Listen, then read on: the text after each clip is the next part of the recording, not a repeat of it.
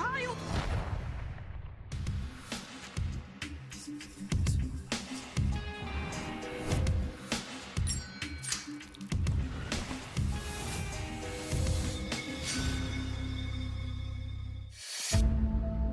June 13th, 2003. It's a hot Friday evening in Prince George's County, Maryland, a sprawling suburb on the edge of Washington, D.C. It's a fairly urban area. There's about 1 million people in Prince George's County. At 6 p.m., many of the commuters are heading home after working in the nation's capital. Lots of federal government workers lived in the suburbs of Prince George's County. It's more family-oriented and has more of a small-town feel.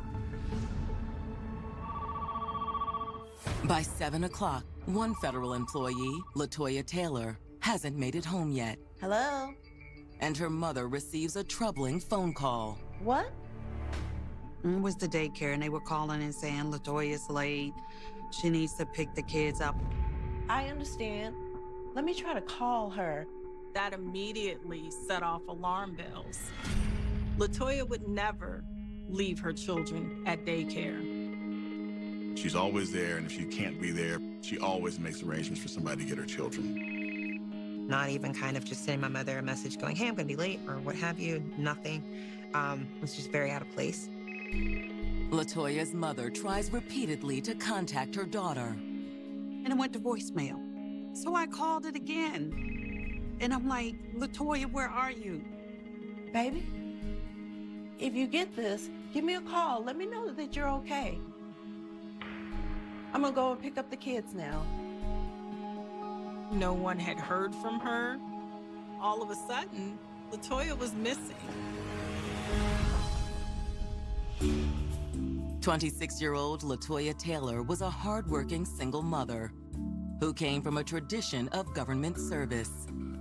Her mom was a police officer, so there was always police officer friends around, and it was just a lifestyle that she was accustomed to being around, and she enjoyed it. She started clerical when she first started working for the federal government, and then as she saw other job openings, she decided that she wanted to go after those positions.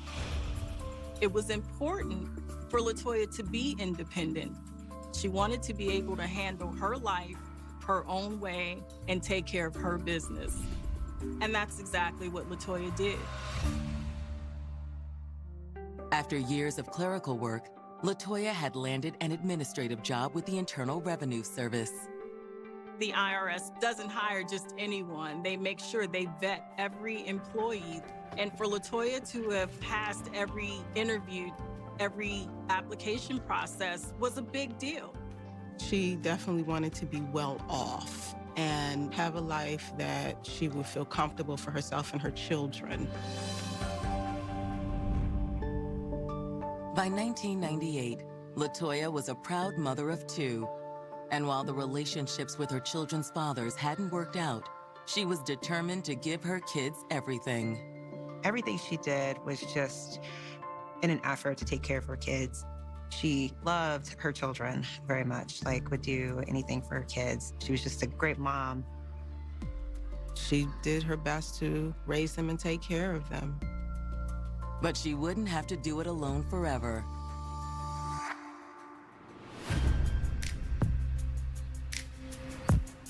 In the fall of 1999, LaToya reconnected with an old flame from high school, 24-year-old Issa Santiago, and quickly fell in love.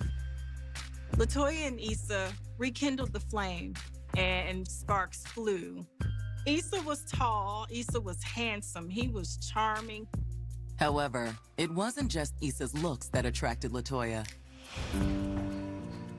He would come over and he would help her with the kids, and she loved that about him, but she was in love with him. She was very much in love with him.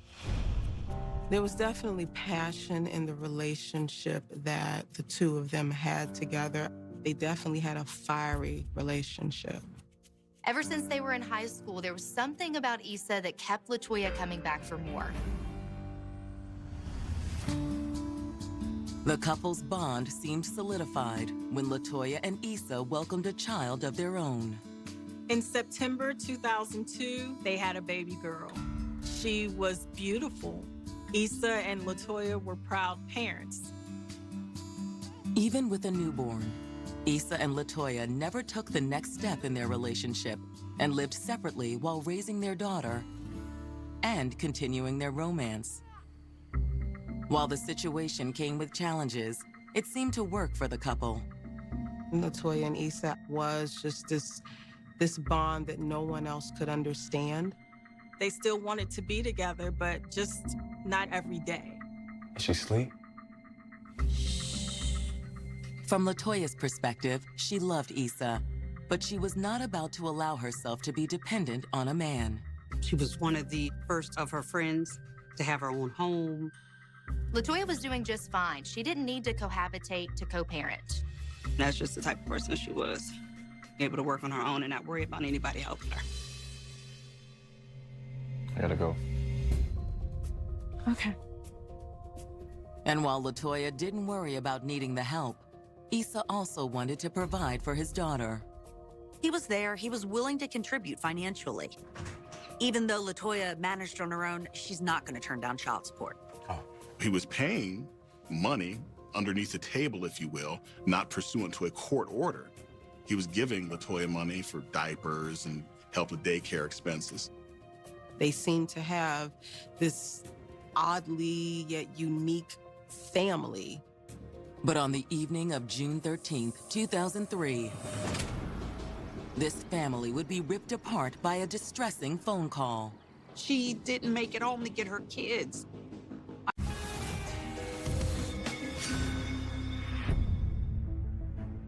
They don't want me involved with the investigation because I am the mother of the missing person. That would compromise things.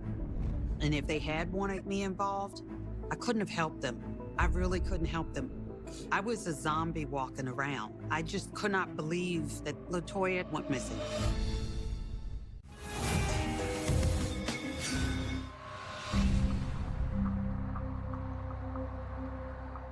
In June of 2003, 26-year-old LaToya Taylor appeared to be on the fast track to success. She was doing very well. She had her job with the IRS. She had her own place. She was raising her kids and just being a great mom. But on the evening of June 13th, the devoted mother of three failed to pick up her kids from daycare. Hello? The daycare called her mom. And that's when it just started to go downhill. What? I'm like, something's got to be terribly wrong. LaToya would never not come and get her kids.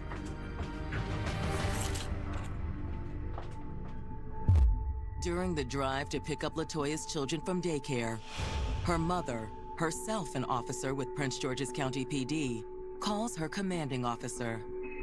Her mother actually was a Prince George's County police officer at the time, so she knew the proper procedures to get the resources going. Yes. Could you go ahead and get that started for me? And I told my sergeant that I need someone to run by the subway station and check for her car.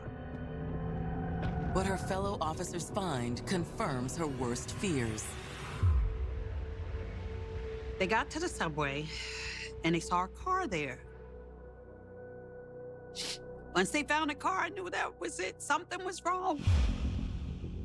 Prince George's County Police open a formal investigation into LaToya's disappearance. At that point, it's like a race of time to find out what happened to her and where she at. Detectives' first move is to review the security footage from the IRS building where LaToya worked. It was a federal building. There were cameras everywhere. The surveillance footage from the IRS shows LaToya leaving the building. She starts angling over to the left, and unfortunately, there's a truck in the way. After a few seconds, this truck pulls off, and then you see this Jeep Cherokee. You do not see her get in the Jeep on video. However, when the truck drives away, there's no sign of LaToya anywhere in the parking lot. That was that. That was where the trail ended. Investigators know they need to find that Jeep. Unfortunately, the surveillance video gives them little in the way of clues. We tried to run down the Jeep Cherokee itself, but the video did not give a license plate. As night falls, detectives track down one of LaToya's friends from work. They interviewed a friend of LaToya Taylor's, found out what was going on.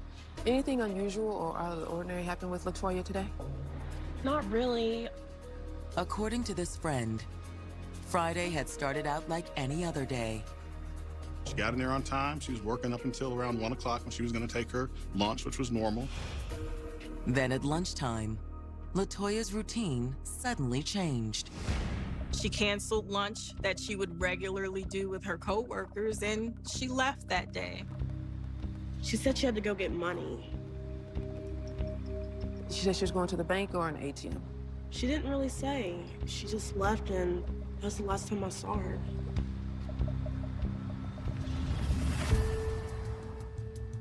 With the security footage and LaToya's coworker an apparent dead end, detectives reach out to LaToya's mother. They came out to my house. They just started trying to take reports, just trying to track her steps. I'm sorry, ma'am. We're doing everything we can. I know. It's still hard. We found surveillance footage of her leaving work, possibly getting into a Jeep. I don't know of anyone who owns one. Detectives knew they had to ask tough questions, but they needed to know if one of LaToya's exes would have wanted to harm her, maybe out of jealousy. LaToya's children's fathers would never have harmed a hair on her body. Is there anyone else in her life we should talk to? Isa Santiago, that's her boyfriend. Are they living together? No, their setup is very unusual. Unusual how so? LaToya was fiercely independent. She wasn't in a hurry to have Issa move into her space, into her home, which she earned on her own. Detectives knew they needed to speak with him. Here's his number. Find my daughter. We will.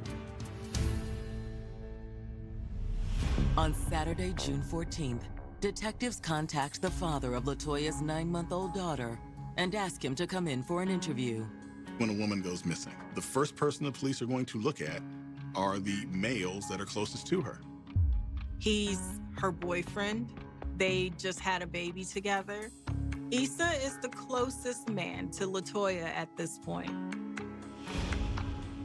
That afternoon, Issa Santiago arrives at the station and sits down with detectives. All right, thanks for coming in to talk to us, Mr. Santiago. No problem.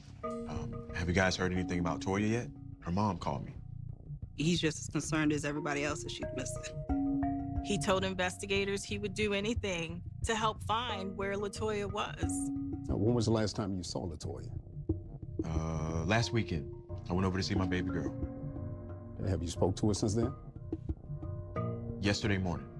Called at work.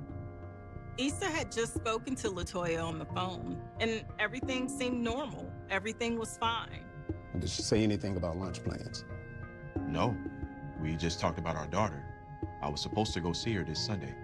So we and LaToya get along? Of course we do. He says they was on good terms. Everything is fine with them. You know, there's no problem with him and Toya. But you don't live together? No, we don't. Why is that?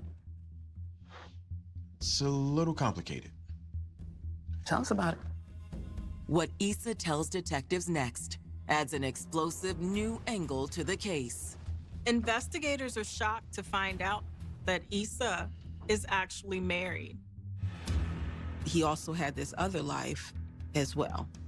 And now detectives wanted to know, did the love triangle have anything to do with LaToya's disappearance? Hi, excuse me?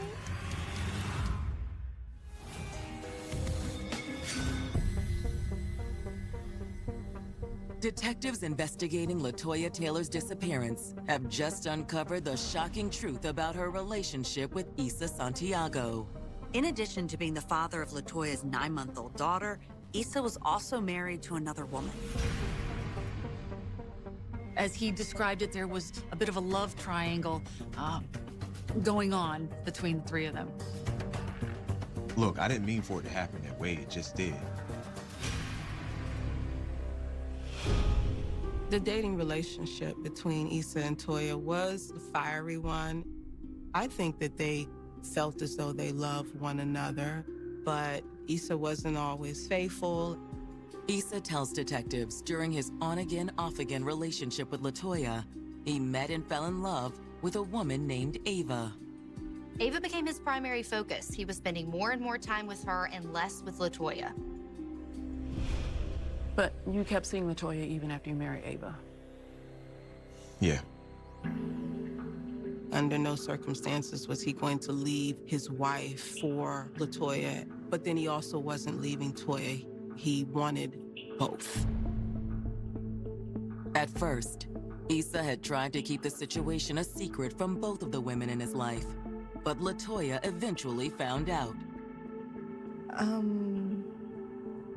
What's that?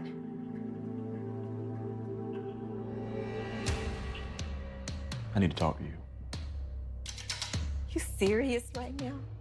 She was very upset. She had spent the latter part of her teenage years, the earlier part of her 20s, dealing with him. And so for him to go and get married was a complete disruption to the life that they were going to have together. Toya. According to Issa, LaToya eventually came to accept the situation.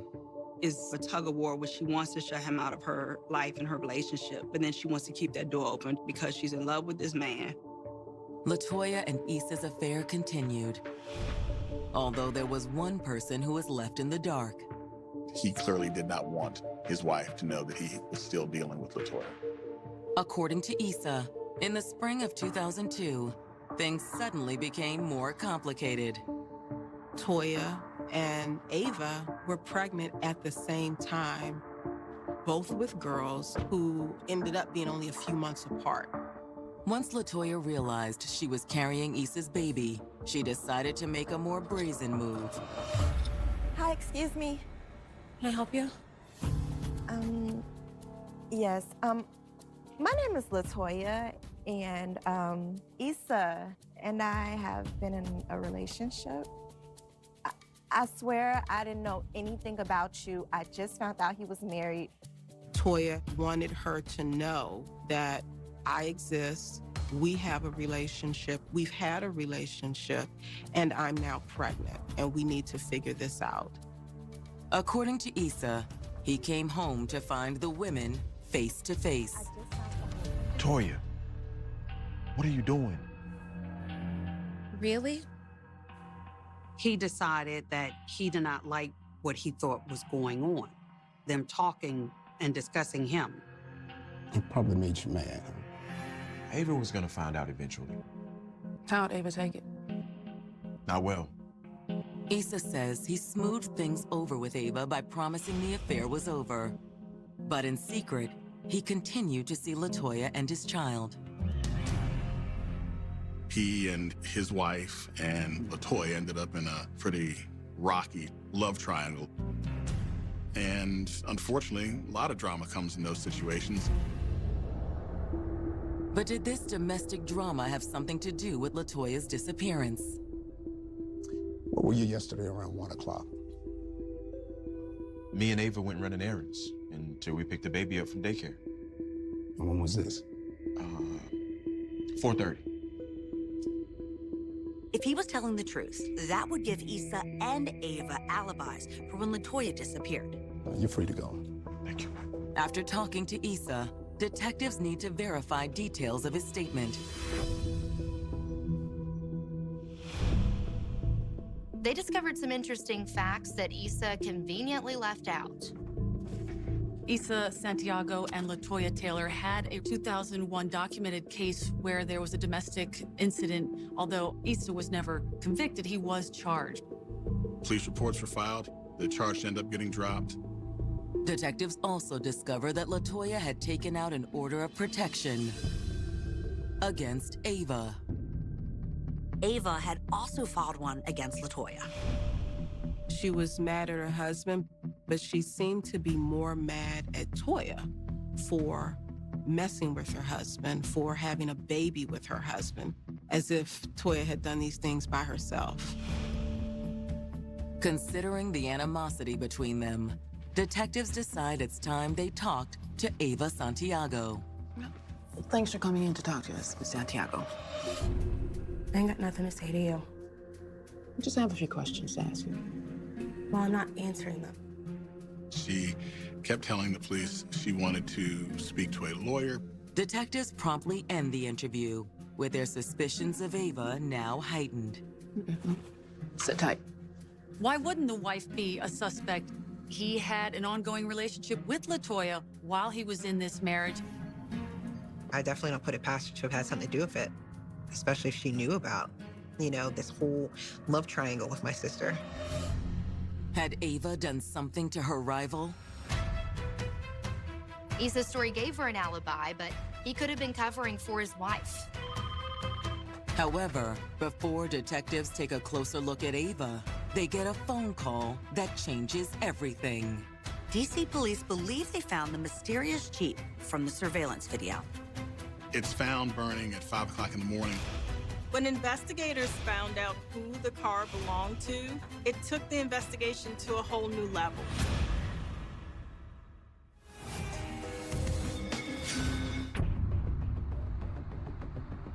Sunday, June 15th, 2003. It's been 48 hours since LaToya Taylor walked out of her office at lunchtime and disappeared. But detectives have just received a tip that could be the key to solving the mystery. DC police were called to the report of a vehicle fire on Spring Road in Northwest Washington. The burnt-out vehicle is a dark-colored Jeep. The Jeep matched the one in the surveillance footage that detectives believe LaToya got into before she went missing. There's no body. No one perished in the fire. Police run the Jeep's license plate through the registration database and make an alarming discovery. They're shocked to learn that it's registered to the Santiagos, Issa and Ava. The records also revealed that Issa recently reported the Jeep stolen. However, it's when the car was reported stolen that makes detectives take note. He didn't make the report until after they discovered the car on fire. Go figure. Issa told investigators that he drove home as usual, parked it. The next morning, he came out, and the vehicle was gone. Detectives working the LaToya Taylor case find that hard to believe. First, there was the fact that Issa and Ava owned a Jeep very similar to the one spotted when LaToya disappeared. And then, oh, wait a second. All of a sudden, his Jeep is stolen. And then, on top of that, set a fire. There's not that much coincidence in the world. There just isn't. Detectives have the burned Jeep towed to the crime lab for analysis and immediately find more reason to doubt Issa's story. The ignition isn't what we call popped. The car wasn't hot-wired, anything of that nature. The forensic team also finds that some of the Jeep's interior survived the fire. Even though the Jeep was burned, it didn't burn up everything. In the back, we still had some carpet that you could get some good samples from. However, the forensic search fails to turn up any evidence of foul play. Tests didn't turn up any traces of blood or anything of that nature. Nothing to put LaToya in that vehicle. Detectives still don't know what happened to LaToya. They hope a subpoena for her phone records will generate a lead. This is still a missing persons report. Nobody's been accused of a crime at this point. So they really got LaToya's records to see if they might show at least where her phone is. This is 2003. We didn't have the tracking that we know today. We're not talking about GPS-type locations. We're talking about what cell tower is the phone pinging off of. So you can't pinpoint anybody based on this technology, but you can get general areas. Tracing the towers LaToya's phone pinged off of gives detectives a clear idea of her movements after she walked out of the IRS building on Friday afternoon. Her cell phone basically tracks down Route 5 onto Route 3. It's a southern highway going down through Maryland into Charles County, and maybe a mile or so before the Potomac River Bridge. Then in the tiny rural town of Newburgh, Maryland, 33 miles from Prince George's County, LaToya's phone stops moving. Newburgh, Maryland is off the beaten path. It's not DC at all. No one knew why LaToya had any business being that far away from her home. That tower in Newburgh was picking up LaToya's cell phone with over 100 phone calls that were unanswered. When you have all of these phone calls hitting off one tower, you know that that phone was not moving. On Thursday, June 19th, DC detectives drive to Newburgh to assist in the search. In that search area, you had the Charles County Sheriff's Office, the DC Police, Prince George's County Police, the Natural Resources Police. It really was a collaborative effort. It is nothing but fields and woods off of 301. You're only a mile or so from the bridge. There's not much out there at all. After hours of searching, one officer alerts the search team. I think I see something up here. It was back up off the road in a wooded area that no one would be in. He approached that area and ultimately found what was a decomposed body. She is wrapped in 2 large black plastic trash bags with duct tape holding them together. Detectives are fairly certain the dead woman is LaToya Taylor. It's a black woman wearing a denim dress similar to what LaToya Taylor had worn on the day of her disappearance. She's out there in the field for a week. The temperatures were exceedingly hot at that time, and there was a lot of decomposition. Despite the condition of the body, one thing is immediately clear. There's a bullet hole in the back of her head. Investigators believe this is no longer a missing persons case. This is a homicide.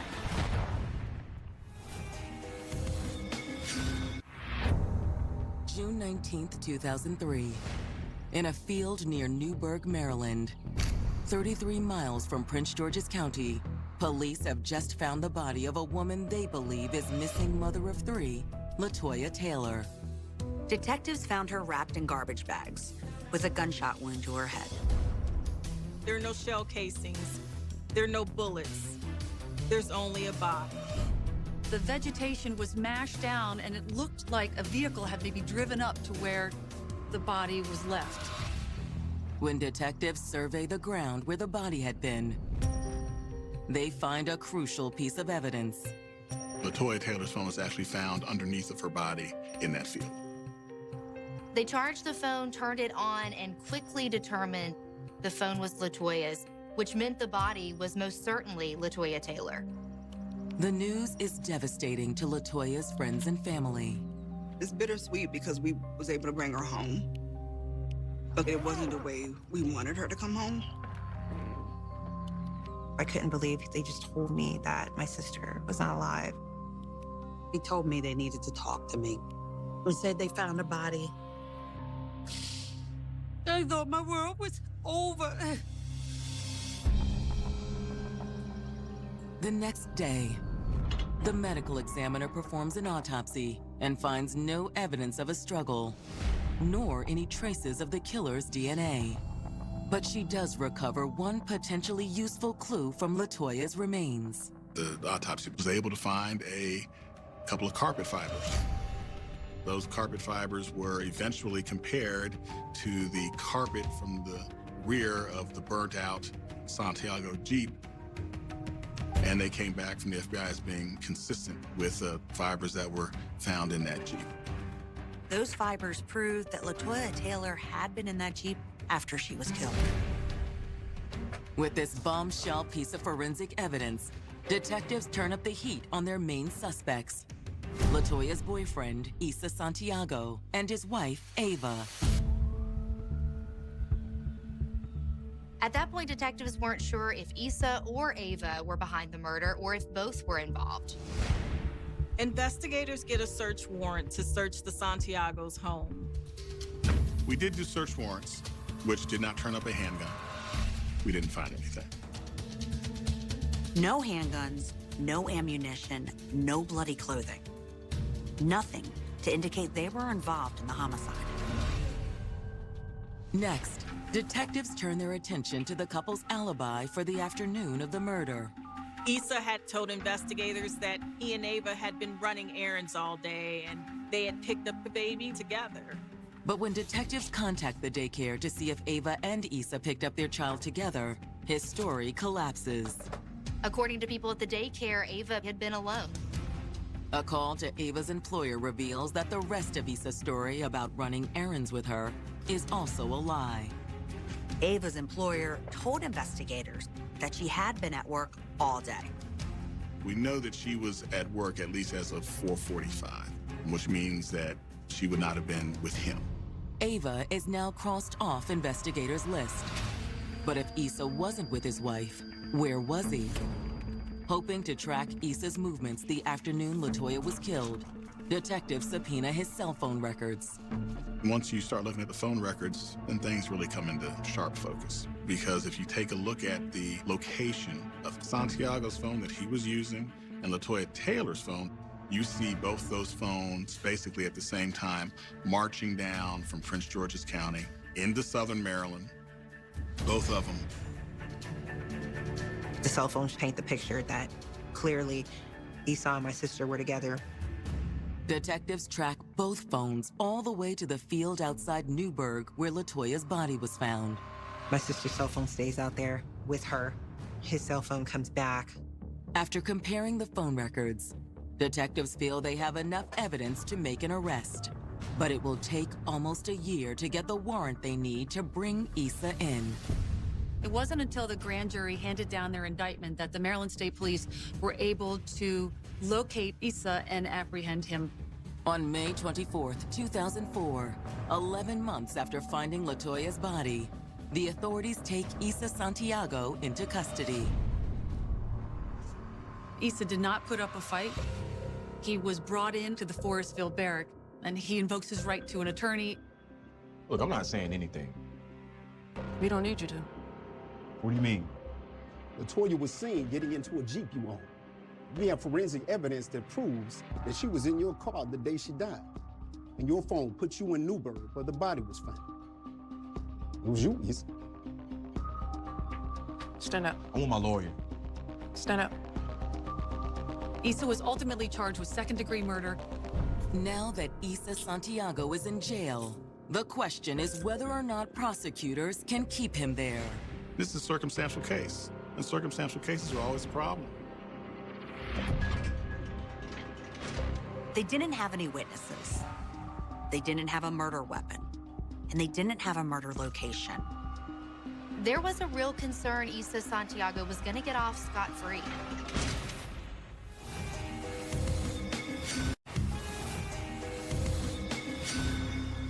In the early 2000s, cell phone tracking was far less precise than it is present day. Original methods could position a phone within 38 square miles of a tower. However, today, cell phone triangulation can pinpoint a phone's location within 3/4 of a square mile.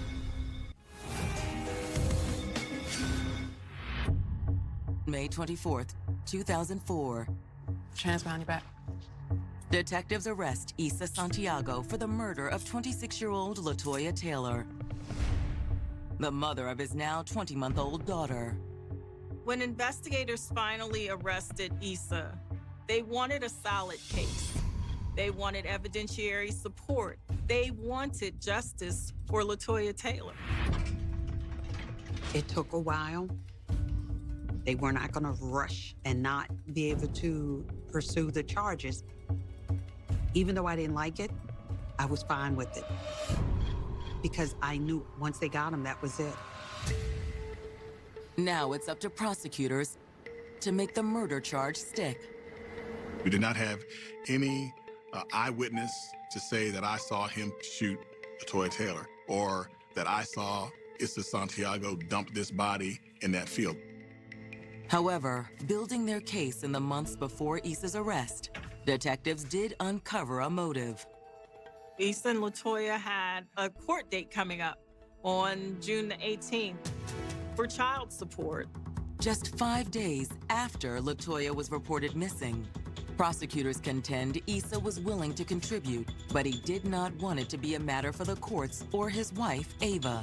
He was okay just as long as it was on his terms. If he could do it at night and just give a little bit of money here and his wife not know, he's fine. LaToya was not okay with the situation. The payment became sporadic, and he was coming by all hours of the night handing money off. He was giving LaToya money, but as far as being court-ordered to pay it, yeah, that's a different level. The moment LaToya went to court and filed child support legally, Issa had a problem. Investigators suspect that may have been a motive for murder.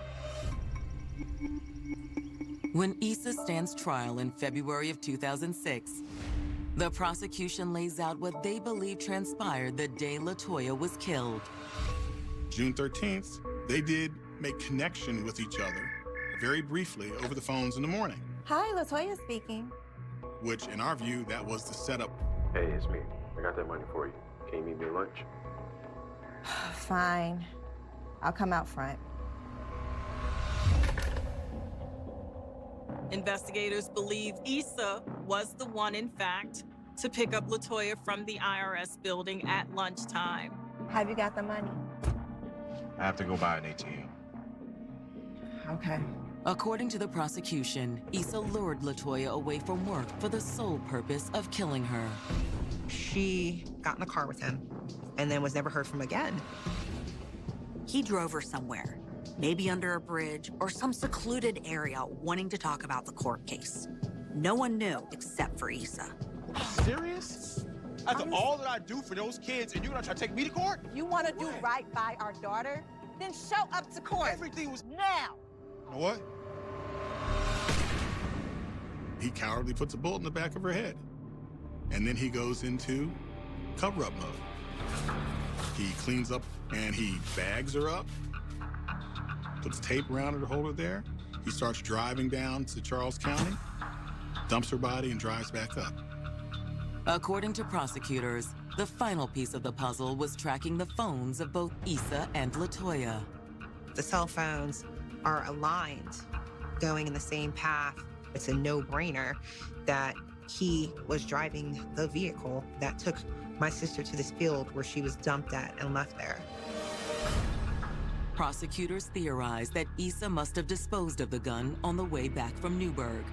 Then, once back in D.C., after detectives started asking questions about LaToya's disappearance, Issa disposed of his Jeep, too.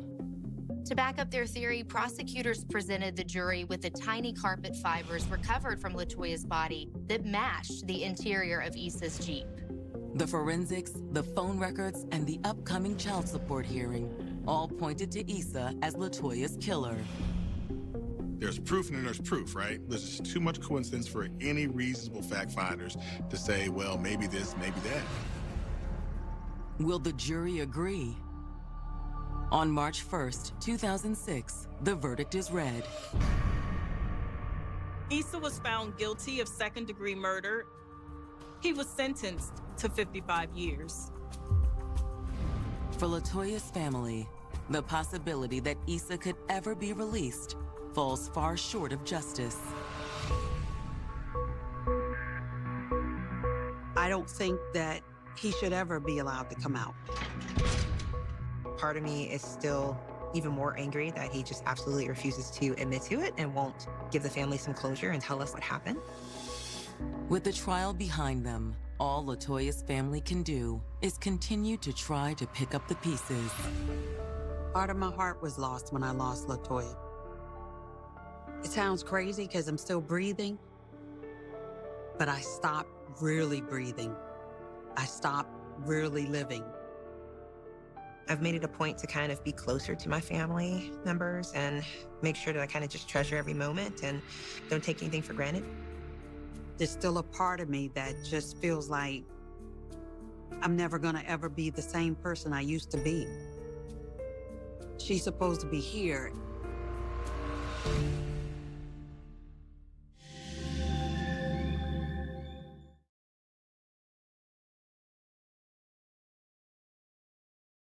Morris knew that this was no normal day. The transition from a routine shift to a life-altering case can happen in the blink of an eye. When the law enforcement team arrived at the riverbank, the process of bringing the individual to shore was a somber and physically demanding task. Officers had to reach into the water, grasping the clothing of the deceased to ease him back toward the land. Initial thoughts often drift toward accidents, perhaps a boater who lost his balance, or a swimmer overcome by the current. However, the moment the body was secured on the bank, the illusion of an accident vanished. The victim's wrists and ankles were bound tightly with speaker wire. This was no unfortunate mishap. This was a clear, calculated act of homicide. The presence of water in a murder case is a detective's nightmare. It is a volatile element that does terrible things to the human form, accelerating decomposition and erasing the delicate whispers of forensic evidence. In the humid environment of the South, even in the months of February and March, the elements conspire to make a body unrecognizable within a short span of time. At that moment, positive identification was an impossible goal. Yet, as investigator Maurice looked at the remains, his mind retreated to a missing person report that had crossed his desk recently.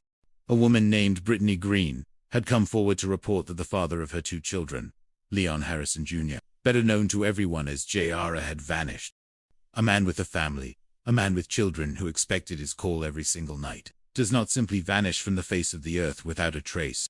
Brittany had explained to the authorities that J.R. was 32 years old, a man with a vibrant personality and a distinctive rose tattoo on his inner right forearm. As Morris prepared for the autopsy, a sense of nervous anticipation settled over him. This was a milestone in his career, a gruesome necessity that separates the novices from the veteran. The medical examiner confirmed the grim reality. While the level of decomposition made it difficult to pinpoint the exact cause of death, the bindings alone justified the classification of homicide. The body bore lacerations on the belly, though they were not deep enough to cause a fatal loss of blood. The presence of wildlife in the river, including alligators that typically prefer live prey, added another layer of complexity to the physical state of the remains. The autopsy yielded a singular, vital piece of information that transformed the search for a missing person into a hunt for a killer. The rose tattoo on the right arm was still visible, confirming that the man in the river was indeed Leon Harrison Jr. In the world of homicide investigation, there is an old saying that one goes from being the new guy to the old guy in about 30 minutes. The weight of responsibility began to press down on Maurice. He started his work by diving into the life of the man who had been stolen from his children. Brittany Green spoke of a man who was funny, outgoing, and possessed a smile that could bridge any gap. His son recalled the joy of a father who cheered from the sidelines, running alongside him as he scored his first touchdown. This was a man deeply connected to his family, a man whose absence was a gaping wound in the lives of those he left behind. As the investigation broadened, the spotlight turned toward the estranged wife of the victim, a woman named Tia. The marriage had been troubled, characterized by a recent separation and financial instability, had forced the couple to move in with Tasha's father and brother. Money and infidelity had become the twin shadows looming over their relationship. Maurice found it difficult to locate Tasha initially, prompting him to pivot toward JR's phone records. The digital trail led to a man named Samuel Pillman, who had contacted JR twice on the evening of February 12. When Maurice attempted to reach Pillman, the man's decision to hang up the phone immediately raised a red flag. In the eyes of a detective, hanging up is an invitation for a face-to-face meeting. However, a second conversation with Pillman revealed a different story. He admitted that he had reached out to JR to purchase a small amount of marijuana for a birthday celebration. JR had a side hustle, a minor involvement in the drug trade that did nothing to diminish the tragedy of his murder. Pillman's story aligned perfectly with the phone records. A short call that went unanswered, suggesting that JR was already incapacitated or otherwise engaged by the time the second call was made. Pillman was cleared, and the focus returned to the steel mill where Tiash worked as a security guard. When the news of JR's death was finally broken to Tiash, her reaction was complex. She painted a picture of a marriage that had dissolved into a cycle of cheating and reconciliation. She claimed that on the night of February 12, JR had visited her around 10 o'clock in the evening to collect his belongings. She described a heated argument he supposedly had on the phone with another woman named Rosario. Tiash portrayed Rosario as a jealous, maniacal figure, a convenient scapegoat for the violence that had occurred. But the truth in a murder case is rarely found in the first story told. When Rosario came forward to speak with the investigators, she presented a starkly different narrative. She spoke of her love for JR, and her fear of Tayshia's volatile temper, she provided her phone to the detectives, allowing them to see a text and call history that contradicted Tayshia's claims. It was Taish who had been the source of the rage, Taish who had been hurling threats and insults. Rosario was not a killer. She was a woman caught in the crossfire of a broken marriage. The investigation then turned toward the family of Taish Ra. Her brother, Alex Ra Jr., and her father, Alex Ra Sr., were known to have a deep-seated animosity toward J.R. The brother, in particular, viewed himself as his sister's protector. A breakthrough occurred when Maurice focused on the only physical evidence available: the speaker wire. It was a common item, yet its specific type was hard to find in local stores. A visit to the garage where Alex Ra Jr. worked revealed a significant detail. He was an audio installer who frequently handled speaker wire. Though the wire at the shop did not match the bindings perfectly, the circumstantial link was strengthening. The detectives decided it was time to move from the river to the room where they suspected the crime had taken place. A search warrant for the RRA residence on High Marker Street was executed. As the investigators walked into Tayshia's bedroom, the anomalies were immediate. Sections of the wall-to-wall carpeting had been cut out and replaced at odd angles. When they peeled back the new carpet and the padding beneath, they found the subfloor saturated with a dark, unmistakable stain. A presumptive test confirmed the presence of blood. There was so much of it that it had seeped into the wood. High-velocity spatter on the walls told a story of blunt force trauma, of a struggle that had ended in a quiet room while the world outside slept. When confronted with the evidence of the blood in her bedroom, Taish offered a desperate and implausible excuse: a nosebleed. Investigator Maurice, with a touch of grim irony, noted that one would need a fire hose up their nose to produce that much blood. The facade was crumbling. The theory was becoming clear. Taish could not have carried out this act alone. Subduing a man of JR's size, binding him, and transporting a body required more than one set of hands. It was a family affair, a conspiracy of silence and violence. The final nails in the coffin of the Ruff family came from a witness named Andrew Johnson and the unblinking eye of a surveillance camera. Johnson reported that Alex Ra Jr. had asked for help moving furniture shortly after JR's disappearance. More importantly, GPS records and video footage from a local Walmart showed the father and son purchasing hydrogen peroxide at 2 o'clock in the morning on February 20. While many people shop late, few will buy in large quantities of a cleaning agent known for its ability to erase the traces of blood. The reconstruction of the crime revealed a cold-blooded trap. Taish had lured JR to the house with the promise of a candlelight dinner and a bath, a feigned attempt at reconciliation. Instead of a romantic evening, JR walked into an ambush. He was attacked, overwhelmed by the Ra family, and bound with the very wire that would eventually identify his killers. They had hoped the Black River would carry their secret to the Atlantic Ocean, but the river gave up its dead, and the truth followed. In the halls of justice, the jury saw through the lies. Taish and her brother, Alex Jr., were convicted of murder and sentenced to 37 years in prison each. The father, Alex Sr., was sentenced to 8 years for his role in the cleanup and the obstruction of justice. For Brittany Green and her children, the verdict was a moment of bittersweet release. JR was gone, and no sentence could bring him back to the sidelines of a football game or the end of a phone line at night. Yet, there was comfort in the knowledge that those responsible were facing the consequences of their behavior. Homicide investigation is the ultimate test of an investigator's skill and resolve. It is a reminder that good police work is the necessary answer to the complexities of the human condition. It serves as a warning that while violence may occur in the shadows, there are those who will spend their lives walking through the darkness to bring the light of justice. Leon Harrison Jr.'s story ended in a dark river, but his memory lives on in the hearts of his children and in the victory of the law over the chaos of cruelty. It is a quiet Saturday morning on March 11th. The air carries the scent of salt and ancient cypress trees. A local resident seeking the solace that only a morning of fishing can provide is out on the Black River. This river, with its dark, tea-colored waters, usually offers peace. However, as the fisherman casts his line, he notices an anomaly in the water. Something is floating, bobbing gently against the current. As he maneuvers his boat closer, the reality of the situation settles into a cold knot in his stomach. This is not debris. This is a human body. The call goes out, shattering the weekend stillness. Among those responding is investigator Alan Morris. In Georgetown, they use the title investigator rather than detective, a distinction that Maurice explains as being a generalist in the field of law enforcement. He handles everything from fraud and burglaries to bank robberies. A normal day in his life can transform into a chaotic one within seconds. For Maurice, this job is not just a profession, it is life itself. When the sheriff's office arrives at the riverbank around 1:30 in the afternoon, the recovery process begins. Law enforcement officers have to physically reach into the water, grasping the clothing of the individual to ease him toward the shore.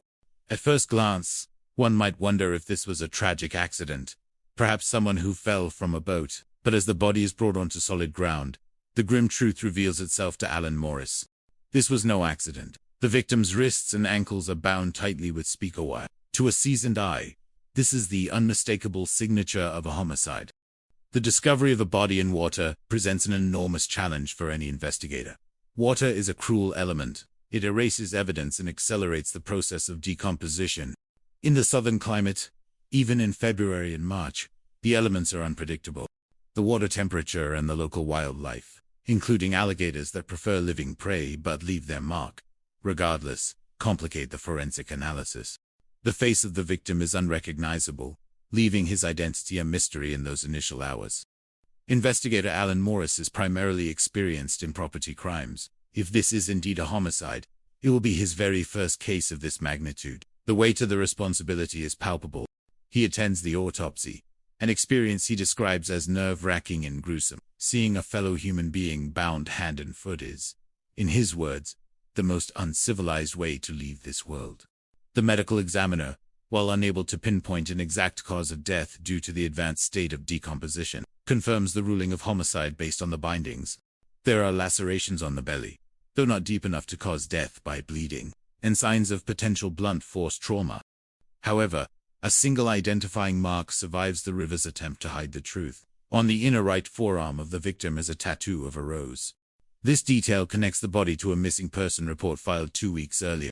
The victim is Leon Harrison Jr., known affectionately to everyone as JR. He was 32 years old, a father, and a man with a big personality. The investigation shifts from a missing person case to a murder inquiry. Maurice begins by speaking with Brittany Green, the mother of the victim's 2 children. She describes JR as a funny, outgoing man who loved to smile and was a devoted father. His children remember him as joyful and active, the kind of father who would run down the sidelines cheering during a football game. JR had not missed a nightly call to his children in years, so when he vanished 2 weeks prior, Brittany knew something was terribly wrong. As Maurice digs deeper into the life of JR, he learns of a complicated web of relationships. JR had an estranged wife named Taish. They had been married since September 2015, but the relationship was fraught with tension. Money problems had forced them to move in with Taisha's father and brother, and the marriage was eventually poisoned by allegations of infidelity on both sides. JR had moved out, but the two maintained an on-again, off-again connection. The investigation initially looks at Samuel Pillman, the last person to have contacted JR on the evening of February 25th. Pillman's behavior is suspicious. He hangs up on Maurice when first contacted. However, upon further questioning, Pillman admits he was trying to buy marijuana from JR for a birthday celebration. Phone records corroborate his story, showing a second call that went unanswered, suggesting JR had already met his fate, or was unable to respond. Pillman is cleared as a suspect. Attention turns back to the estranged wife Tia, when Maurice finally locates her at her job as a security guard at a steel mill, the same place JR used to work. She presents a story of a difficult marriage. She claims JR was cheating on her with a woman named Rosario, and describes a heated, jealous argument they supposedly had on the night he disappeared. According to Tia, JR came by her house at 10 o'clock that evening to pick up clothes and left while arguing with Rosario on the phone. Maurice, ever the professional, seeks out Rosario. Instead of a jealous killer, he finds a heartbroken woman who deeply loved JR. Rosario tells a completely different story. She claims it was Taish who was the source of the rage and harassment. She provides her phone records, which revealed that the angry phone calls and threats were coming from Taish, not the other way around. The text history confirms Rosario's account, shifting the psychological profile of the suspect squarely toward the Raw family. The investigator learns that the conflict was not limited to the husband and wife. Taisha's brother, Alex Ra Jr., and her father, Alex Ra Sr., harbored a deep resentment toward JR. They viewed him as a bad influence and a source of pain for Alex Jr., who worked at a garage installing car stereos, possessed a specific skill set. He worked with speaker wire. A search warrant is executed at the RA residence on High Market Street. Inside Tasha's bedroom, investigators find something highly unusual. Pieces of the wall-to-wall carpeting have been cut out and replaced at odd angles. When Morris peels back the carpet padding, he finds the subfloor saturated with blood. A presumptive test confirms it is human blood, despite the family's attempts to clean the scene. The sheer volume of blood suggests a life-threatening injury occurred in that room.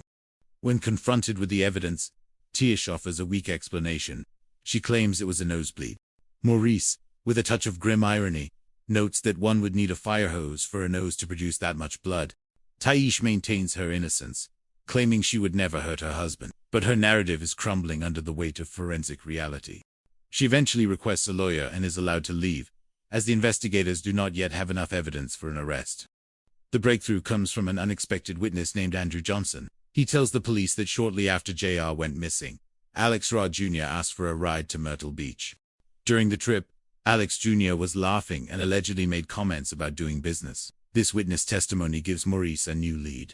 He analyzes the global positioning system data from Alex Jr.'s phone, which confirms the trip and reveals another critical detail. At 2 o'clock in the morning on February 26, the night JR disappeared, the phone records place Alex Jr. and his father at a local Walmart. Investigators spend hours reviewing surveillance footage from the store. They find exactly what they are looking for. Alex Raz Sr. and Alex Rod Jr. are caught on camera purchasing hydrogen peroxide, a well-known agent for cleaning blood. There is no innocent reason for a father and son to be buying mass quantities of cleaning supplies at 2 in the morning while their relative's bedroom is soaked in blood. This discovery is the final piece of the puzzle. The Rowe family had acted together. Tish had lured JR to the house with the promise of a candlelight dinner and a reconciliation in the bathtub. It was a trap. Once inside the bedroom, JR was ambushed by the family. He was beaten and bound with the speaker wire provided by Alex Jr. He was then transported to the Black River and discarded, with the killers hoping the current would take him to the Atlantic Ocean to be forgotten forever. In the end, justice prevails. Tish Shah and Alex Rowe Jr. are convicted of murder and sentenced to 37 years in prison. Alex Rowe Sr. is sentenced to 8 years for obstruction of justice and his role in the cleanup. For Alan Morris, his first homicide case ends with a sense of accomplishment and a profound understanding of the human condition. He has provided the consequences for their behavior. The family of Leon Harrison Jr. continues to honor his memory. His children release balloons at the river where he was found and celebrate his birthday every year. Though the loss is heavy, the knowledge that those responsible are behind bars brings a semblance of peace. The case stands as a testament to the fact that while water can hide a body, it cannot wash away the truth when a dedicated investigator is on the trail. It was a Saturday morning on March 11, 2017, in the quiet town of Georgetown, South Carolina. The air carried the heavy, humid scent of the low country, a place where history and nature often intertwine in the shadows of cypress trees. A local resident was plying his hobby of fishing on the Black River, seeking the solace that only the steady flow of dark water can provide. However, the tranquility of the morning was shattered when he noticed something caught in the current that did not belong to the natural order of the river. He looked more closely, his heart hammering against his ribs, and he found himself incredibly alarmed.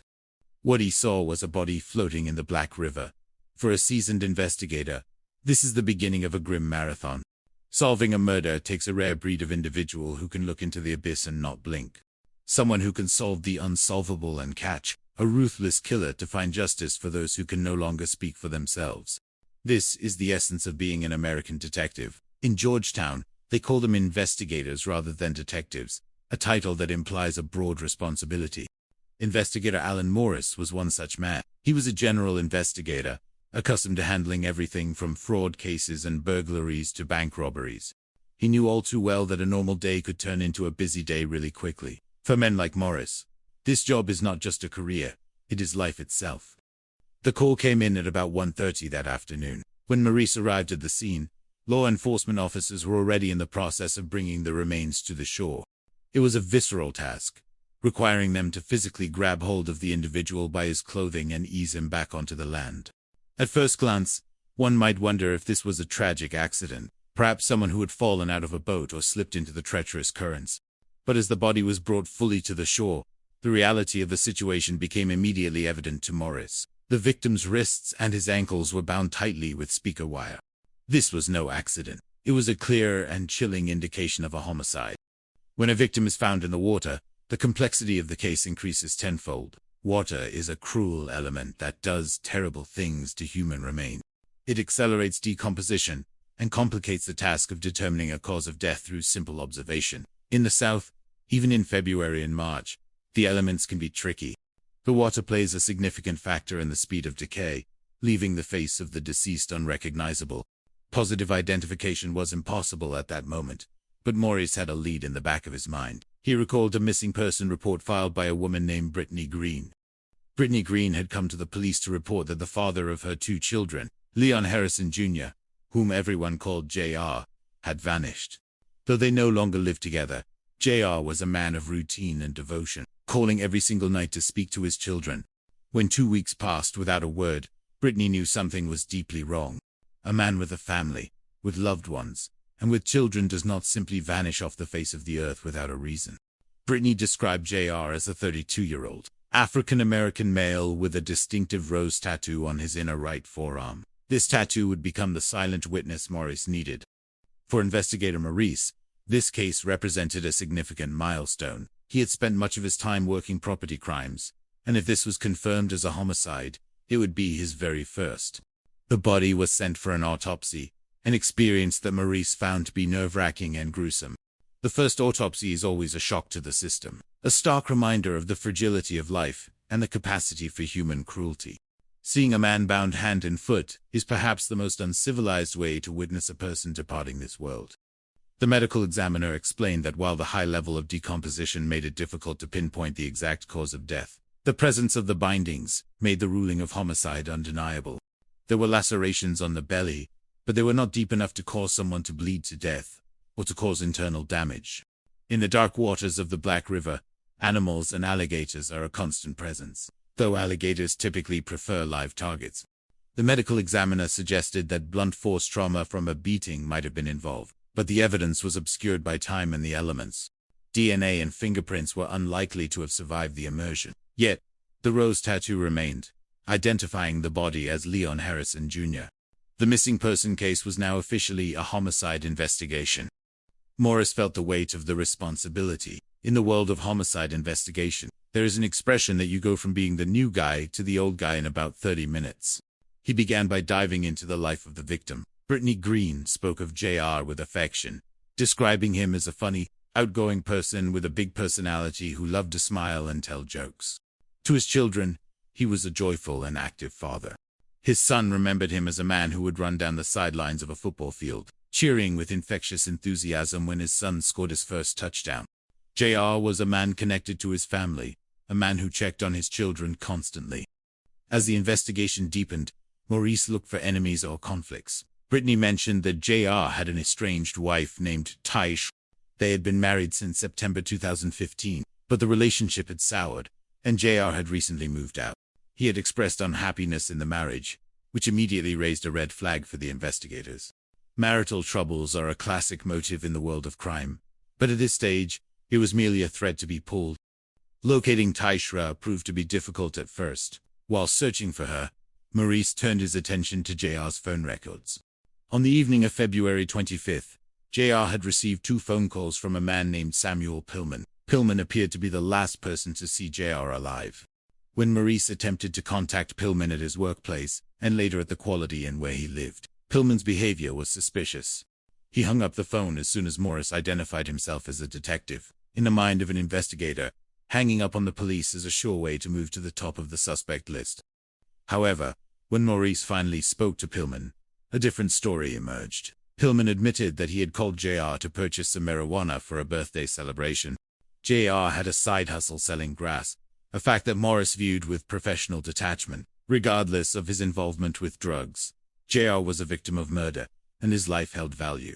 Pillman explained that JR had agreed to come to his room, but he never showed up. The phone records supported this, showing a second call from Pillman that lasted only 15 to 20 seconds because there was no answer. Pillman was dropped as a suspect, leaving Maurice to face the reality that he was already 2 weeks behind in a case where every second counted. Finally, Maurice located Tia Schroer at her job as a security guard at a steel mill. When they broke the news of her husband's death, they brought her to the police department for questioning. Taish initially painted a picture of a decent marriage that had eventually faltered due to money issues and mutual infidelity. They had moved in with her father and her brother, adding another layer of domestic tension. Taish claimed she had kicked JR out after discovering he was cheating, though they had maintained an on-and-off relationship. The last time she saw him, she claimed, was February 25th, at around 10 o'clock in the evening. He had come by to pick up some clothes. According to Taish, JR was on the phone with another woman named Rosario, and they were having a very heated argument. Taish portrayed Rosario as a maniacal, jealous woman who was out of control. This directed the investigative lens toward Rosario. When Rosario came forward to speak with the police, she presented a starkly different narrative. She spoke of her love for JR and her grief over his death. She explained that she hadn't reported him missing because she didn't want to interfere in his complicated life, assuming he was laying low due to the drama with his wife. Rosario claimed that it was Taish who was the source of the rage. She described how Taish had cheated multiple times and how JR had tried to fix the marriage to no avail. Regarding the supposed angry phone call on the night of the 25th, Rosario's account was revealing. She stated that she had never had an angry call with JR. Instead, she had received a call from JR's phone, but it was Taish on the other end, ranting, raving, and screaming threats. Rosario handed her phone over to the detectives, and a text history in logs confirmed her story. Rosario was not a killer. She was a woman whose heart had been broken. The focus shifted back to Taish Ra and her family. The psychological profile of the case began to take shape. This was not a crime committed in a vacuum. Rosario pointed out that Taish's brother, Alex Ra Jr., and her father, Alex Ra Sr., both harbored deep resentment toward JR. Alex Jr. saw himself as his sister's protector, and the family viewed JR as a negative influence. Maurice was now navigating a complex web of family loyalty and buried secrets. One piece of physical evidence remained paramount: the speaker wire used to bind the victim. Maurice searched local stores like Walmart, hoping to find a match for the specific type of wiring, but he found nothing. Then, a realization struck him. Alex Red Jr. worked at a garage where he installed He worked with speaker wire every day. When Maurice visited the garage, the manager confirmed Alex Jr.'s employment, but noted that specific wire used on JR did not match what they currently had in stock. It was a setback, but the connection was too coincidental to ignore. Without a crime scene of occurrence, Maurice knew he had to find where the murder had taken place. The most likely location was the RA household. Armed with circumstantial evidence, they obtained a search warrant for the house on High Market Street. As they searched the rooms, they found a disturbing sight in Taisha's bedroom. A section of the wall-to-wall carpeting had been cut out and replaced at odd angles. When the investigators pulled up the carpet and the padding, they discovered a large, dark stain on the side. A presumptive test confirmed it was blood. The amount of blood was staggering. It wasn't just a speck. It was the saturation that had soaked into the wood. They found high-velocity blood spatter on the walls, the kind that results from blunt force trauma. Something horrific had happened in that room. Forensic tests later confirmed that the blood belonged to Leon Harrison Jr. JR had met his end in his wife's bedroom. When confronted with the evidence, Taisha's response was a desperate lie. She claimed the massive amount of blood was from a nosebleed. Maurice countered that one would need a fire hose up their nose to produce that much blood. Taisha insisted she would never hurt her husband, but the evidence told a different story. However, a saturated subfloor and replaced carpet was still circumstantial. To secure a conviction, Maurice needed more. Justice arrived in the form of a witness named Andrew Johnson. He told the police that Alex Rao Jr. had asked him for a ride to Myrtle Beach to help a friend move furniture. Phone records and GPS data from Alex Jr.'s cell phone confirmed the trip. More importantly, the GPS data revealed that at 2 o'clock in the morning on February 20, the night of the murder, the family had gone to Walmart. Surveillance footage from Walmart provided the ultimate evidence. It showed Alex Ra Jr. and Alex Ra Sr. purchasing hydrogen peroxide, a well-known cleaning agent used to remove blood. In the dead of night, while the rest of the world slept, the father and son were preparing to scrub away the evidence of a life taken. This was the nail in the coffin for the Rowe family. The investigators were finally able to piece together the tragic final moments of JR's life. Taesh had lured him to the house with the promise of a candlelight dinner and a bath, a cruel trap designed to exploit his hope for reconciliation. When he entered the bedroom, he was ambushed. He was attacked, subdued, and bound with speaker wire by Tahish and her brother. The rage that had built up in the marriage exploded into a fatal beating. Afterward, the family worked together to clean the scene and transport the body to the Black River, hoping the current would carry their secret to the ocean. In court, the truth was laid bare. The jury found that the father, Alex Ra Sr., was involved in the cleanup and charged him with obstruction of justice. Tahish Ra and Alex Ra Jr. were convicted of murder. The judge sentenced the siblings to 37 years in prison each, while the father received 8 years. For Brittany Green and her children, the verdict brought tears of relief in the beginning of a long journey toward healing. JR's son continues to feel his father's presence, especially on the football field, believing that his dad is still there beside him, cheering him on. Every year, the family releases balloons of the river to honor his memory. For investigator Alan Morris, his first homicide case will always be etched in his mind. It was a test of skill, patience, and the pursuit of truth. Good police work is the answer to the human condition, a reminder that while we cannot always prevent tragedy, we can ensure that those who commit such acts face the consequences of their behavior. In the end, justice was served for Leon Harrison Jr., a man who was much more than a victim found in a river. He was a father, a son, and a human being whose life mattered. It was a quiet Saturday morning on March 11, 2017, in the small town of Georgetown, South Carolina. The air held that peculiar dampness of early spring, and the Black River flowed with its usual deceptive tranquility. A local resident, seeking the solace of his weekend hobby, was fishing along the banks when he noticed an anomaly in the dark water. At first, it looked like debris, or perhaps a fallen log, but as the current nudged it closer, the fisherman realized with a jolt of pure alarm that he was looking at a human body. This was not a case of a tragic drowning or a boating accident. This was something far more sinister, the kind of discovery that changes a community forever. In the world of law enforcement, there is a rare breed of individuals who answer the call when the unthinkable happens. They are the ones who spend their careers closing murder cases, chasing ruthless killers, and seeking a final measure of justice for those who can no longer speak for themselves. In Georgetown, one such man was investigator Alan Morris. While some jurisdictions use the title of detective, here they are called investigators, perhaps because their work is so general. Maurice worked everything from fraud and burglaries to bank robberies. He was used to the ebb and flow of a normal day, but as any veteran knows, a normal day can turn into a frantic race against time in the blink of an eye. For Maurice, this job was not just a career, it was life itself. The call came in at approximately 1:30 that afternoon. The body had been discovered within the county jurisdiction, and the sheriff office responded immediately. When Maurice arrived at the scene, the recovery process was already underway. Officers had to physically reach into the water, grabbing hold of the individual by the clothing to ease the remains back to the shore. The initial questions were standard.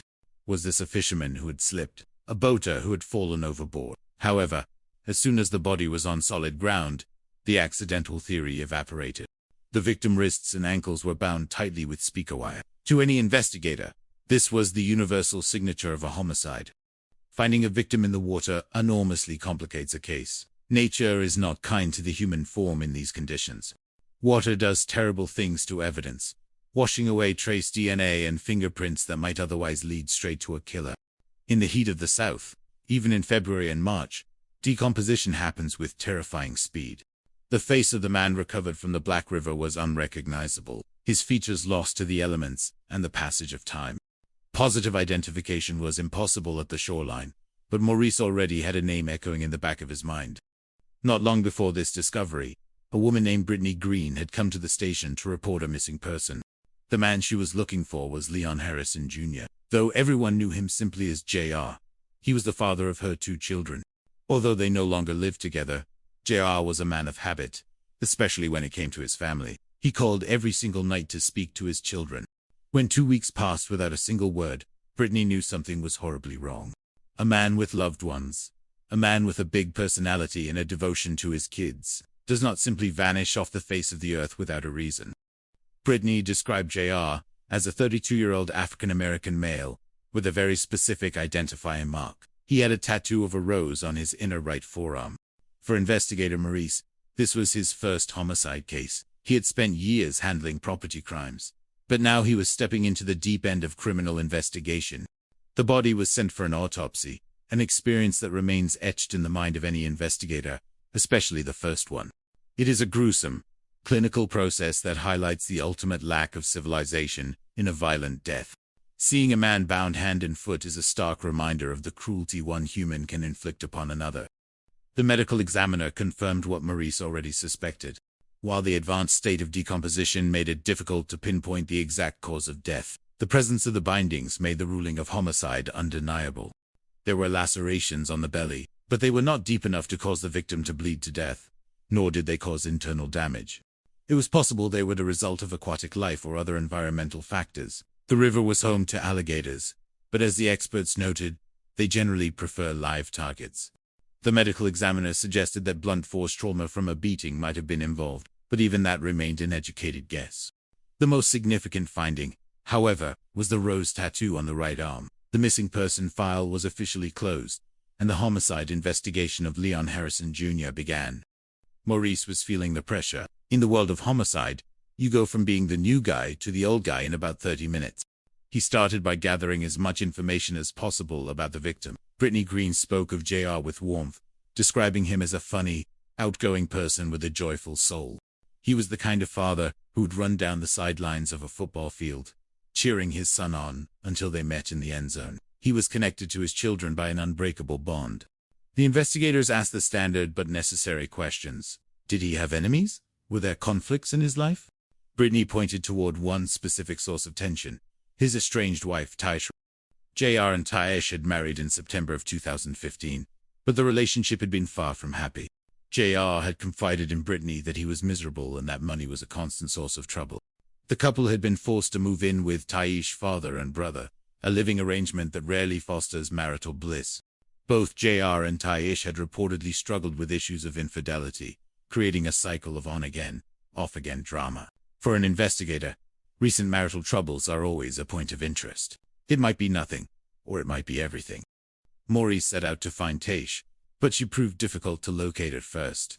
Turning his attention to JR phone records, he found that on the evening of February 25th, the victim had received 2 calls from a man named Samuel Pillman.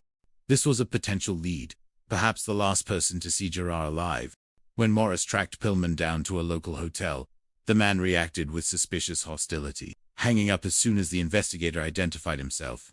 In the mind of a detective, hanging up is an invitation for a face-to-face meeting.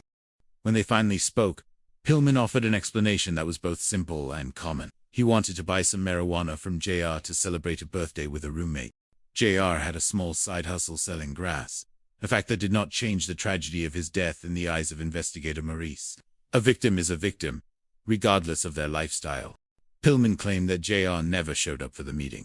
The phone records supported this, showing a second call from Pillman that lasted only 15 to 20 seconds, likely an unanswered attempt to find out where the dealer was. Samuel Pillman was dropped as a suspect, leaving Maurice back at square one, 2 weeks behind the trail. The investigator finally caught up with Taishra at her job. She worked as a security guard at a steel mill, the same place where JR had also worked. When they broke the news of her husband's death, she was brought to the police department for questioning. Her story was a shifting landscape. At first, she painted a picture of a good marriage, but then the cracks appeared. She spoke of the money problems and the infidelity. She claimed she had kicked JR out after discovering he was cheating, yet they continued to see each other sporadically. Taesh claimed the last time she saw her husband was on the night of February 25th, around 10 o'clock. He had come by to pick up some clothes. According to her, he was on his phone the entire time, engaged in a heated, screaming argument with another woman she identified as Rosario. Taesh painted Rosario as a maniacal, jealous woman who was out of control. It was a classic tactic: deflect the suspicion onto a rival. If Rosario was the one consumed by rage, then Rosario was the one capable of murder. However, when Rosario heard the news, she came forward on her own. She spoke of a deep, desperate love for JR, and explained that she had not reported him missing because she did not want to interfere with his life or his complicated marriage. She offered a completely different perspective on the relationship between JR and T. According to Rosario, Taesh was the one who cheated multiple times, and JR was the one constantly trying to fix a broken situation. The most critical piece of information Rosario provided was about the supposed angry phone call on the night of the 25th. She claimed she never had a fight with JR that night. Instead, she received a call from JR's phone, But it was Taish on the other end, ranting, raving, and cussing her out for being the other woman. Rosario handed her phone over to the investigators, and the text and call history confirmed her version of events perfectly. The jealous rage factor was not with Rosario. It was sitting right in front of them in the person of Taish Ra. The investigation then expanded to the rest of the Rowe family. Rosario mentioned that JR did not get along with Taish, brother, Alex Ra Jr., or her father, Alex Ra Sr. The brother saw himself as his sister bodyguard, and the father harbored a deep-seated dislike for JR, viewing him as a bad influence. Maurice was now navigating an extremely complicated web of family loyalty and hidden resentment. He knew that the only physical evidence he had was the speaker wire. In a town like Georgetown, there are many places to buy such a thing. Maurice checked local stores like Walmart, hoping to find a match for the specific wire used to bind JR. When those efforts failed, a bell went off in his brain. Alex Ra Jr. worked at a garage where he installed car stereos. It was a job that required the constant use of speaker wire. Although the specific wire at the garage did not match the bindings, the connection was too strong to ignore. Maurice knew he had no crime scene yet. The body had been found in the river, but where had the life been taken?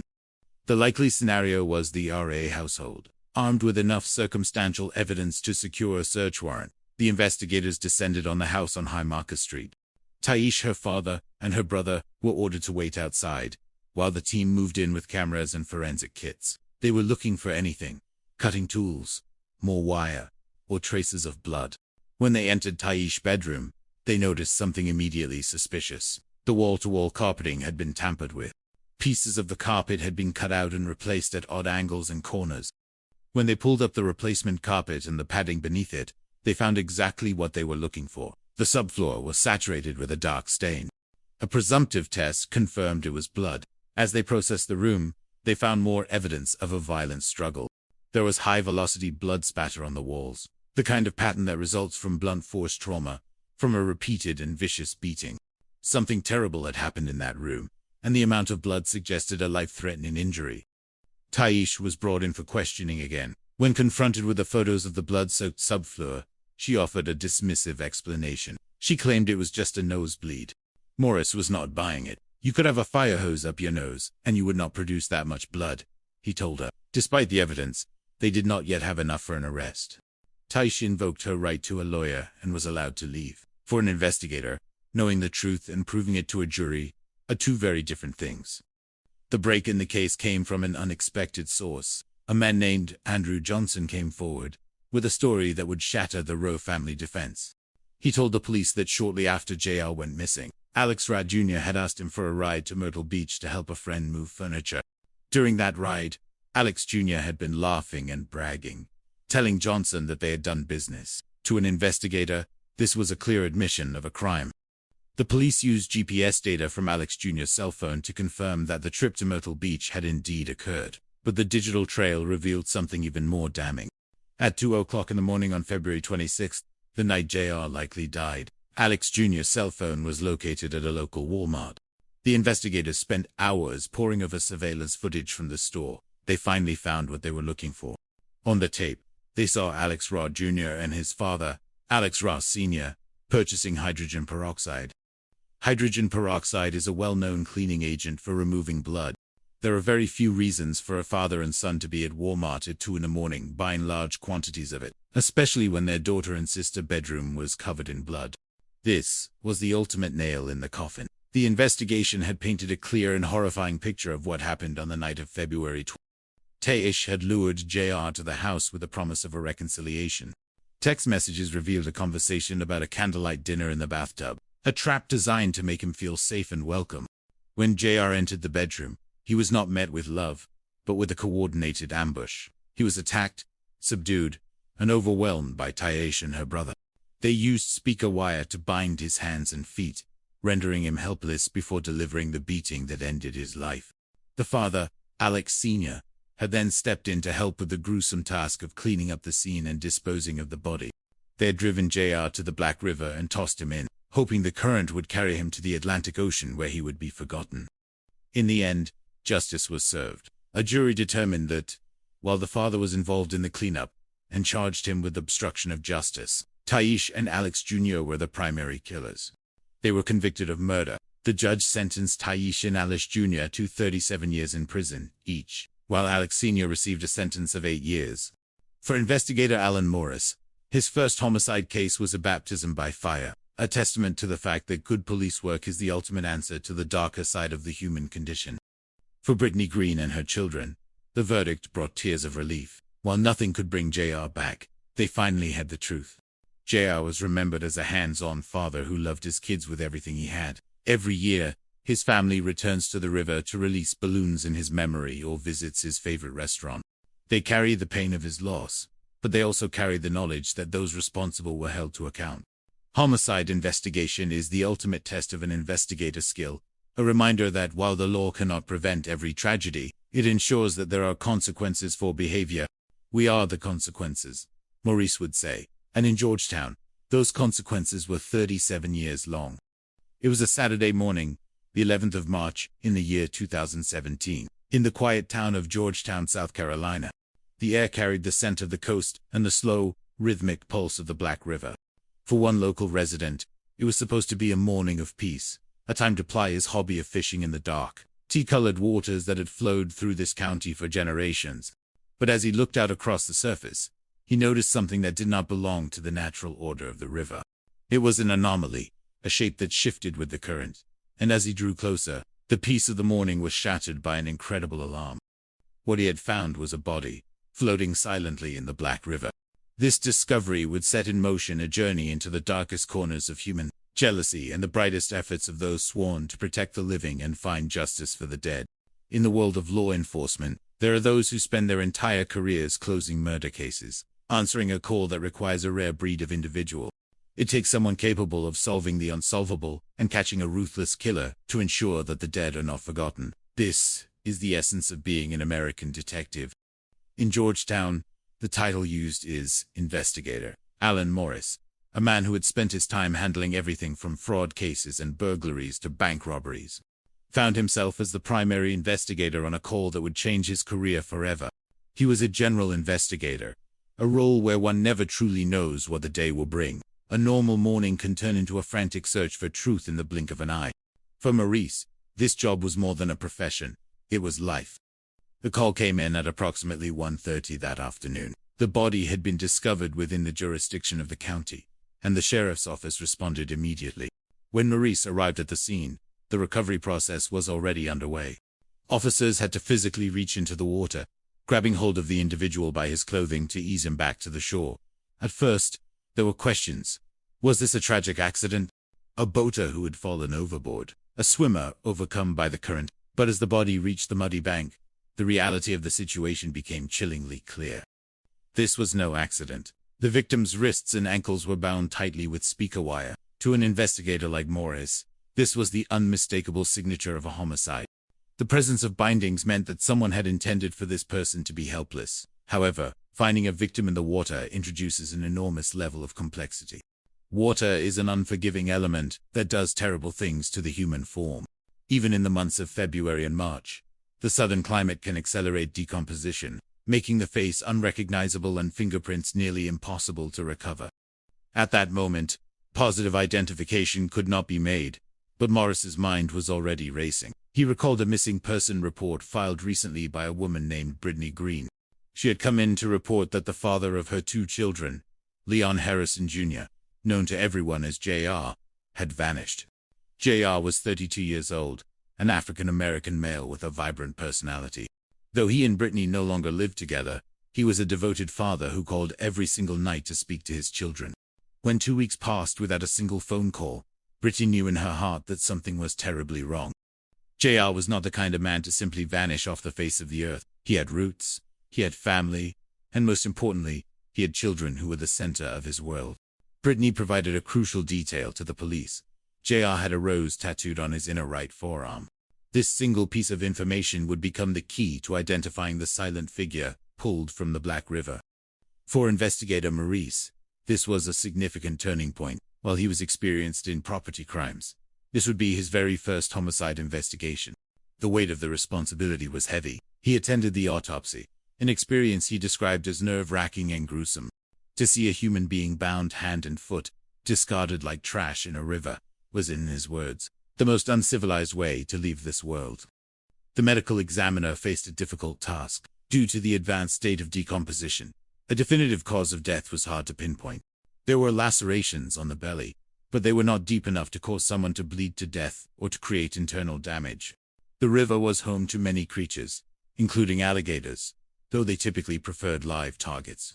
The examiner suggested that blunt force trauma might have played a role, but the water had washed away the trace evidence that often leads to a killer. DNA and fingerprints were gone. However, the autopsy yielded one vital truth. The rose tattoo on the right arm confirmed that the body was indeed Leon Harrison Jr. The case was officially retitled from a missing person to a homicide. In the world of investigation, there is a saying that you go from being the new guy to the old guy in about 30 minutes when you are handed a murder case. Maurice was nervous, but his resolve was ironclad. He began by returning to Brittany Green to learn more about the man JR was. She spoke of a funny, outgoing person with a big personality, a man who loved to smile and tell jokes. His son remembered him as a joyful and active father, a man who would run down the sidelines of a football field cheering with such intensity that he would meet his son in the end zone after a touchdown. This was a man worth fighting for. When asked about potential enemies, Brittany mentioned only one significant conflict. JR had an estranged wife named Tasha. They had married in September of 2015, but the relationship had soured quickly. JR had expressed his unhappiness to Brittany, noting that the marriage was failing. This lead was the first spark in the investigation. A man with recent marital troubles is always a point of interest for a detective. Locating Taishra proved to be a challenge at first. While Maurice waited for a lead on her whereabouts, he turned his attention to JR's phone records. He found that on the evening of February 25th, JR had received 2 calls from a man named Samuel Pillman became a person of interest immediately. When Maurice attempted to contact him at his place of residence, the Quality Inn, Pillman answered his cell phone but hung up the moment Maurice identified himself as a detective. In the mind of a detective, hanging up the phone is almost an invitation to a face-to-face meeting. It suggests guilt or, at the very least, something to hide. When Maurice finally got Pillman back on the line, he took a different approach, explaining the gravity of the situation. Pillman eventually admitted that he had called JR to buy some marijuana for a birthday celebration. He claimed that JR agreed to meet him but never showed up. The phone records supported this. The second call was very short, indicating that JR had not answered. With the digital evidence aligning with his story, Pillman was dropped as a suspect. Maurice then focused back on Taishra. He eventually found her working as a security guard at a local steel mill, the same place where JR had once worked. When the investigators broke the news of her husband's death, Taish was brought to the police department for questioning. Her story was a complex web of contradictions. She initially claimed their marriage was fine, then admitted it was troubled. They had moved in with her father, Alex Ra Sr., and her brother, Alex Ra Jr., because of financial problems. She spoke of mutual infidelity and claimed she had kicked JR out after discovering his cheating. Taish claimed the last time she saw JR was the night of February 25th. She alleged that he came by to pick up clothes and was on the phone with another woman named Rosario. According to Taish, Rosario was a maniacal, jealous woman who was screaming so loudly that Taish could hear her through the phone. This painted Rosario as a potential suspect, a woman driven by out-of-control rage. However, when Rosario came forward to speak with the police, a very different picture emerged. Rosario was not a woman of rage, but a woman of heartbreak. She loved JR deeply and explained that their relationship was a sanctuary from his volatile marriage. She told the investigators that Tahish was the one who was unfaithful, and that Taish's family hated JR. When the detectives checked Rosario's phone, they found the truth. There was no angry call from Rosario to JR. Instead, there was a record of Tahish calling Rosario from JR's phone, screaming insults and threats. The psychological profile began to shift. It was not the girlfriend who was the source of the rage, it was the estranged wife. Rosario also provided a crucial piece of information about the Rowe family dynamics. She explained that Taish's brother, Alex Jr., acted as her bodyguard, and that her father, Alex Sr., harbored a deep animosity toward JR. Maurice was now looking at a family affair. He knew that one of the only pieces of physical evidence he had was the speaker wire used to bind JR. He began a meticulous search of local stores, including Walmart, to find a match for that specific wire. When that failed, he turned his attention to Alex Rowe Jr., who worked at an auto garage and frequently installed car stereos. This was a significant lead, as car stereo installation requires the exact type of wire found on the victim. Although the wire at the shop did not match perfectly, the connection was too strong to ignore. The investigation led Maurice to believe that JR had been killed inside the Rowe household on High Marcus Street. He obtained a search warrant for the home. Inside Tayshia's bedroom, the investigators found something highly suspicious. Pieces of the wall-to-wall carpeting had been cut out and replaced at odd angles. When they pulled up the new inserts and the padding beneath, they found a massive saturation of blood on the sub. The scene was telling. There was high-velocity blood spatter on the walls, the kind of pattern that results from blunt force trauma or a violent beating. The sheer volume of blood indicated a life-threatening injury. When confronted with this evidence, Tayish offered a weak and almost insulting explanation. She claimed it was a nosebleed. Maurice, with a touch of grim irony, noted that one would need a fire hose up their nose to produce that much blood. Despite the blood, they lacked enough evidence for an immediate arrest. Tayish invoked her right to a lawyer and was allowed to leave, but the investigators did not give up. A witness named Andrew Johnson came forward, stating that Alex Rod Jr. had asked for a ride to Myrtle Beach shortly after JR went missing. GPS data from Alex Jr.'s phone confirmed the trip. More importantly, the data showed that, at 2 o'clock in the morning on February 26, the night of the murder, Alex Jr. and his father, Alex Sr., had gone to a local Walmart. Surveillance footage from the store captured the two men purchasing large quantities of hydrogen peroxide. To a criminal psychologist or a seasoned detective, this is a glaring red flag. Hydrogen peroxide is a well-known cleaning agent for removing blood. The image of a father and son shopping for cleaning supplies in the middle of the night, after a man has disappeared, was the final piece of the puzzle. It was the nail in the coffin for the Rowe family's lies. The reconstruction of the crime revealed a chilling betrayal. Tayish had lured JR to the house with the promise of a candlelight dinner and a reconciliation. JR, wanting to believe in the best of his wife, walked into a trap. Once inside the bedroom, he was ambushed by Tayish and her brother. He was beaten, subdued, and bound with speaker wire, rendered completely helpless before his life was taken. The family then worked together to clean the scene and dump his body in the Black River, hoping the current would carry their secret to the Atlantic Ocean. In the end, justice was served. The jury saw through the deception. Tayish Rah and Alex Rah Jr. were convicted of murder and sentenced to 37 years in prison. Alex Rah Sr., for his role in the cleanup and his attempt to thwart the investigation, was sentenced to 8 years for obstruction of justice. The story of Leon Harrison Jr. is a tragic reminder of how jealousy and hate can destroy lives, but it is also a testament to the dedication of investigators like Alan Morris. For JR's children, the loss is a wound that may never fully heal. They release balloons at the river every year to honor the father who cheered them on from the sidelines. But they also know that their father was not forgotten.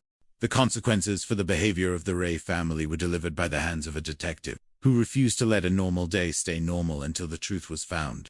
Good police work is indeed the answer to the human condition, ensuring that even when the river tries to hide a crime, the light of justice will eventually find its way to the surface.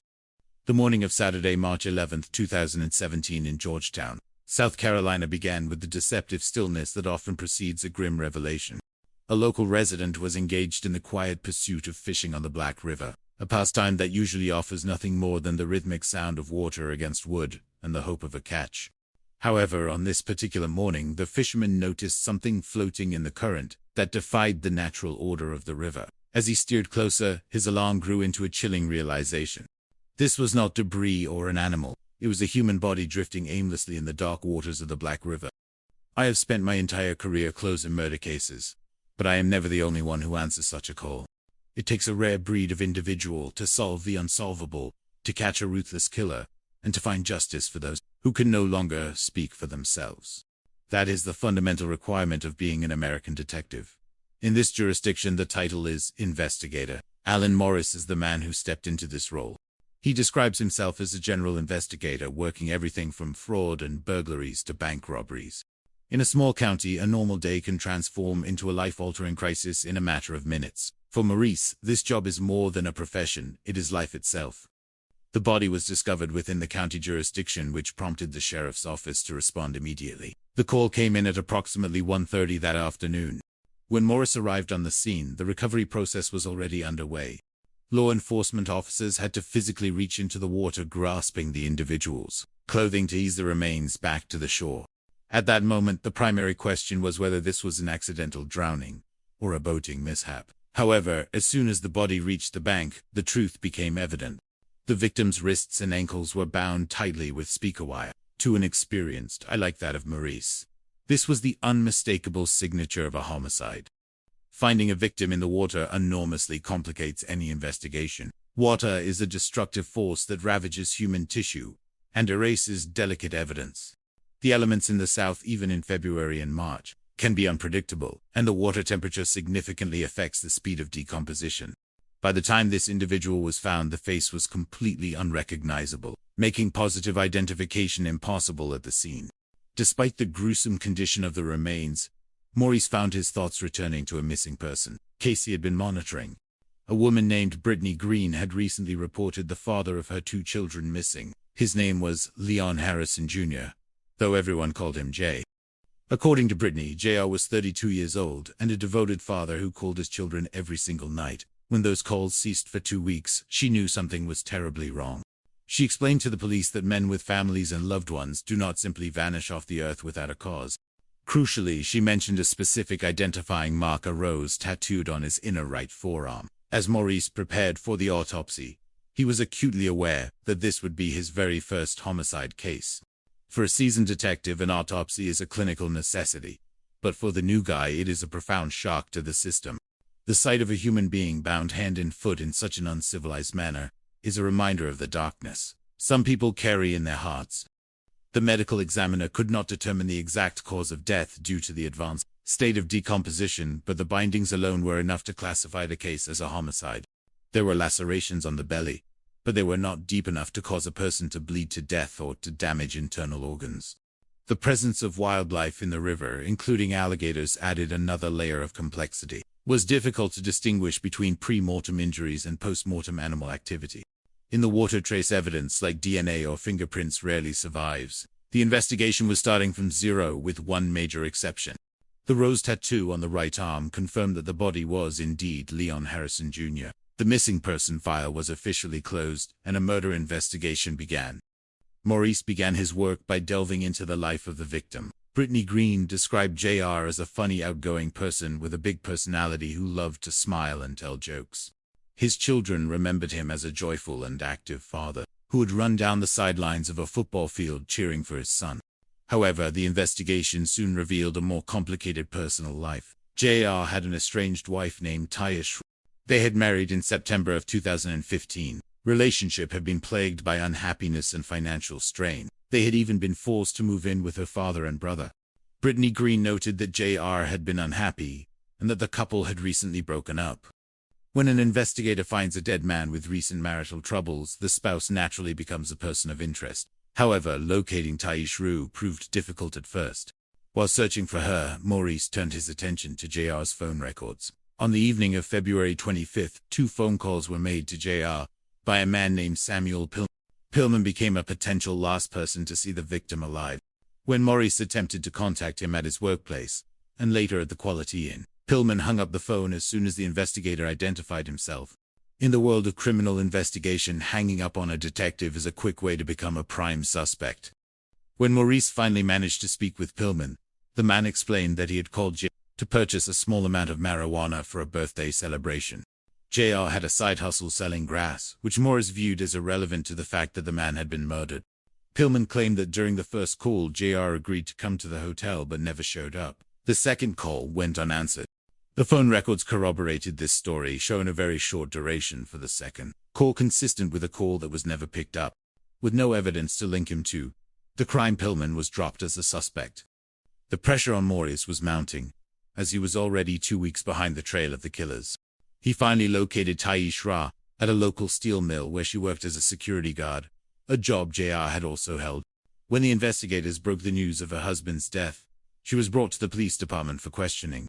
Initially, she portrayed the marriage as stable but eventually admitted to issues of infidelity and money problems. She claimed she had kicked JR out after discovering his cheating, but they had maintained an on-again, off-again relationship.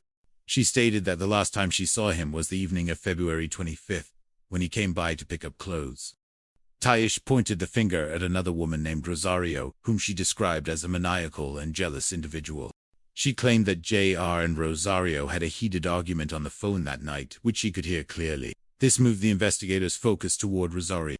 However, when Rosario came forward, she presented a completely different narrative. She spoke of her deep love for JR and explained that she had not reported him missing because she did not want to interfere in his complicated domestic situation. She denied having an angry phone call with JR that night. Instead, she claimed that Taish had called her from JR's phone ranting and raving with threats. Rosario provided her phone to the detectives, and the text history and call logs perfectly matched her version of events. It became clear that Rosario was not the killer, but a grieving woman. The person truly possessed by jealous rage was Taishra. This shifted the investigation back to the Ra family. Rosario also mentioned that Taish's brother Alex Ra Jr. and their father Alex Ra Sr. both harbored a deep hatred for JR. Alex Jr. saw himself as his sister's protector, and both men viewed JR as a negative influence. Maurice was now looking at a complex web of family loyalty and resentment. The only physical evidence from the recovery of the body was the speaker wire, used to bind JR. Morris searched local stores like Walmart for matching wire but found no leads.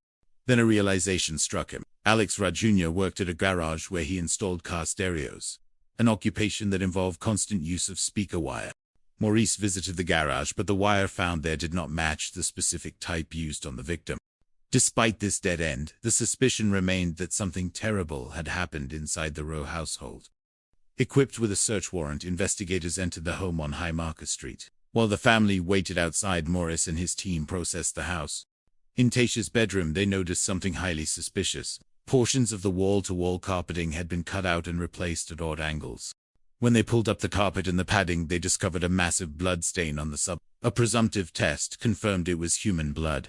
The sheer volume of blood suggested a life-threatening injury. There was also high-velocity spatter on the walls, indicating a violent struggle or a beating with a blunt object. Forensic tests later confirmed the blood belonged to Leon Harrison Jr. When confronted with the evidence of the blood in her bedroom, Taish Ra offered a weak explanation, claiming it was merely a nosebleed. Maurice countered that no nosebleed could produce such a staggering amount of saturation. Despite the evidence, Taish maintained her innocence and eventually requested a lawyer. At that point, without enough probable cause for an arrest, she was allowed to leave. The investigation hit a plateau until a witness named Andrew Johnson came forward. Johnson reported that after JR went missing, Alex Jr. had asked for a ride to Myrtle Beach. During that trip, Alex Jr. had supposedly confessed or made incriminating statements about the situation. Investigators used GPS data from Alex Jr.'s cell phone to confirm that the trip to Myrtle Beach had indeed occurred exactly when Johnson claimed. More importantly, the digital trail revealed that at 2 o'clock in the morning on February 26, the night of the murder, Alex Jr. had gone to a local Walmart. Surveillance footage from the store showed both Alex Jr. and his father Alex Sr. purchasing large quantities of hydrogen peroxide. Hydrogen peroxide is a well-known agent for cleaning blood. This was the ultimate piece of evidence. Innocent people do not buy cleaning supplies in the middle of the night to scrub away a massive volume of blood in a bedroom. The pieces of the puzzle finally fell into place. The investigators theorized that Taish Ra had lured JR to the house with the promise of a romantic reconciliation. She had sent him text messages about a candlelight dinner and a bath. When JR entered the bedroom, expecting a peaceful night, he was instead met by a deadly trap. He was ambushed by Taish and her brother Alex Jr. They overwhelmed him, bound his hands and feet with speaker wire to make him helpless, and beat him until he died. The father, Alex Sr., then assisted in the effort to clean the crime scene and dispose of the body. They transported the remains to the Black River and threw him, in hoping the current would carry the secret out to the Atlantic Ocean. In the ensuing legal proceedings, the jury found that the father was primarily involved in the cleanup and charged him with obstruction of justice. Taish Ra and Alex Ra Jr. were convicted of murder. The judge sentenced the siblings to 37 years in prison each, while the father received a sentence of 8 years. For Alan Morris, his first homicide case ended with the successful delivery of justice. The conviction brought a sense of closure to Brittany Green and her children, who continued to honor J's memory by releasing balloons at the river and celebrating his life.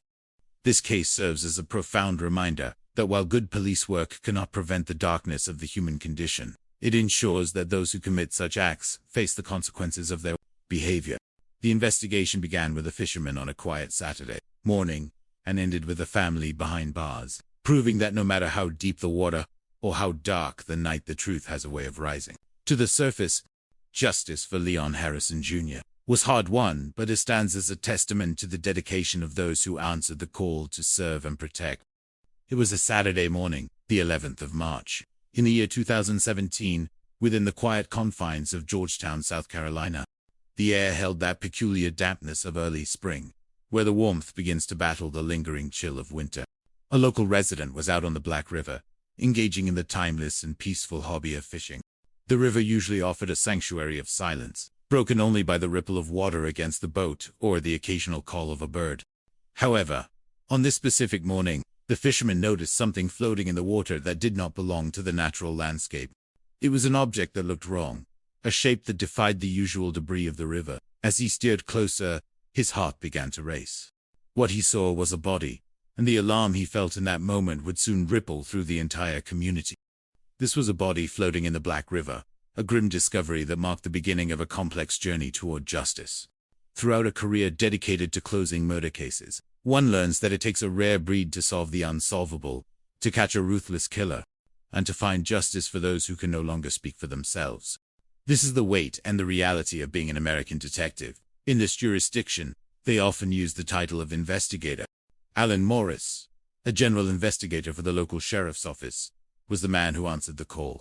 Maurice was a man accustomed to the variety of the job, working everything from fraud cases and burglaries to bank robberies. He understood that in law enforcement, a normal day can transform into a frantic, life-altering investigation in the blink of an eye. Truly, and really, this job is life, and on this day, life was about to confront a very dark side of human nature. The body was discovered within the county jurisdiction, and the call reached the sheriff's office at approximately 1:30 that afternoon. When investigator Maurice arrived at the scene, the recovery process was already underway. Officers had to physically reach into the water, grabbing hold of the individual by his clothing to ease him back toward the shore. At first, there were the usual questions that haunt a discovery like this. Was this a tragic accident? Had someone fallen out of a boat or slipped into the currents? But as the body reached the muddy bank, the truth became immediately and painfully evident. The victim's wrists and ankles were bound tightly with speaker wire. This was no accident. This was a clear, calculated indication of homicide. When a victim is found floating in water, the investigative challenges multiply exponentially. Water is a cruel environment for forensic evidence. It does terrible things to human remains, accelerating decomposition and washing away the delicate traces that might lead to a killer. In the southern climate, even in February and March, the elements are unpredictable. The water temperature and the biological activity in the river can render a face unrecognizable in a short amount of time. At that initial stage, positive identification was impossible by sight alone. However, Maurice had a lead already brewing in his mind. A missing person report had been filed recently by a woman named Brittany Green.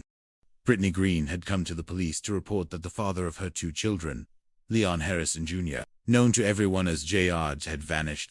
Though they no longer lived together, JR was a man of habit. When it came to his children, he called every single night to speak with them. When those calls stopped for 2 weeks, Brittany knew something was deeply wrong. A man with a family, with loved ones, with children who adore him, does not simply vanish off the face of the earth without a trace. Brittany described JR as a 32-year-old, African-American male with a very specific, identifying mark: a rose tattooed on his inner right forearm. Investigator Maurice was primarily a property crimes investigator. If this discovery turned out to be JR, it would mark his very first homicide case. The transition from property crimes to a murder investigation is a baptism by fire. The body was sent for an autopsy, an event that Maurice remembers as a nerve-wracking experience. For seasoned detectives who have seen hundreds of autopsies, the process can become clinical, but the first one is always a shock to the system. Seeing a human being in that condition, bound hand and foot, is a reminder of the most uncivilized ways a person can be forced out of this world. The medical examiner faced a difficult task. Due to the advanced level of decomposition, a specific cause of death was hard to determine. There were lacerations on the belly, but they were not deep enough to cause exsanguination, which is the medical term for bleeding to death. They had not caused significant internal damage. It was difficult to tell if the wounds were part of the assault or caused by animals in the river after death. While alligators inhabit the Black River, they typically prefer live targets. The medical examiner suggested that blunt force trauma from a beating might have been the cause, but without definitive proof, the findings remained somewhat inconclusive. In such cases, DNA and fingerprints rarely survive the long immersion in water. However, the autopsy did yield one vital piece of information. The rose tattoo on the right arm was still visible. This confirmed the identity of the body as Leon Harrison Jr. The missing person file was officially retitled as a homicide. There is an old saying in the world of detectives that you go from being the new guy to the old guy in about 30 minutes once a murder case hits your desk. Maurice was nervous and worried, but those were the right emotions to have. It meant he understood the gravity of the situation. He began his investigation by returning to Brittany Green to learn more about JR as a person. She described him as a funny, outgoing man with a big personality. He was a man who loved to smile and tell jokes, but most importantly, he was a loving and caring father. His son remembered him as a joyful and active dad who would cheer loudly at football games, meeting him in the end zone after his first touchdown. He was deeply connected to his children. When asked about potential enemies or issues in JR's life, Brittany mentioned his estranged wife to he. They had been married since September of 2015, but the relationship had soured. JR had moved out because he was unhappy, and he often talked to Brittany about the troubles they were facing. This provided the investigators with their first person of interest. Marital troubles are a common thread in many homicides, but at this stage, it was merely a lead that needed to be followed. Locating Taishra proved to be a challenge at first. While Morris waited to find her, he turned his attention to JR's phone records. He found that on the evening of February 25th, JR had received 2 phone calls from a man named Samuel Pillman. Pillman could potentially be the last person to see JR alive. Maurice tracked Pillman down to his job, but he wasn't there. His employer mentioned he was staying at a local Quality Inn. When Maurice knocked on the door of the hotel room, there was no answer. He then called Pillman's cell phone. As soon as Maurice identified himself as a detective, Pillman hung up the phone. In the mind of an investigator, hanging up on the police is a quick way to become a primary suspect. It suggests that you have something to hide. Maurice called him back, this time taking a more direct approach, explaining that he was investigating the death of Leon Harrison Jr. Pillman finally agreed to talk. He admitted that he had called JR to buy some marijuana for a birthday celebration. He claimed that JR had agreed to come by the hotel, but he never showed up. A second call was made, but JR did not answer. Maurice checked the phone records, and they perfectly matched Pillman's story. The second call lasted only 15 to 20 seconds, which is consistent with a call that goes to voicemail or remains unanswered. Pillman was dropped as a suspect. The investigation was now 2 weeks behind because the body had been in the river for so long. Maurice knew he had to keep moving. He eventually located Taishra at her job, where she worked as a security guard at a local steel mill. JR had also worked at that same mill. When the detectives broke the news of her husband's death, they brought her to the police department for a formal interview. Initially, Taish painted a picture of a good marriage, but the story quickly shifted. She admitted that money had been a major problem, which had forced them to move in with her father and brother. She also claimed that both she and JR had struggled with infidelity. She told the investigators that she had kicked JR out after discovering he was cheating, but they had maintained an on-again, off-again relationship. Taish claimed that the last time she saw her husband was on the night of February 20th. She said he had come by her house around 10 o'clock in the evening to pick up some clothes. According to her, while he was there, he was on the phone with another woman whom she identified as Rosario. Taish described a heated argument between JR and Rosario, characterizing Rosario as a maniacal, jealous, and out-of-control woman.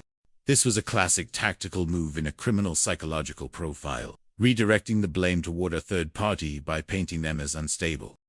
Maurice now had to find Rosario. When she arrived at the police station, she told a very different story. She spoke of her deep love for JR and her heartbreak over his death.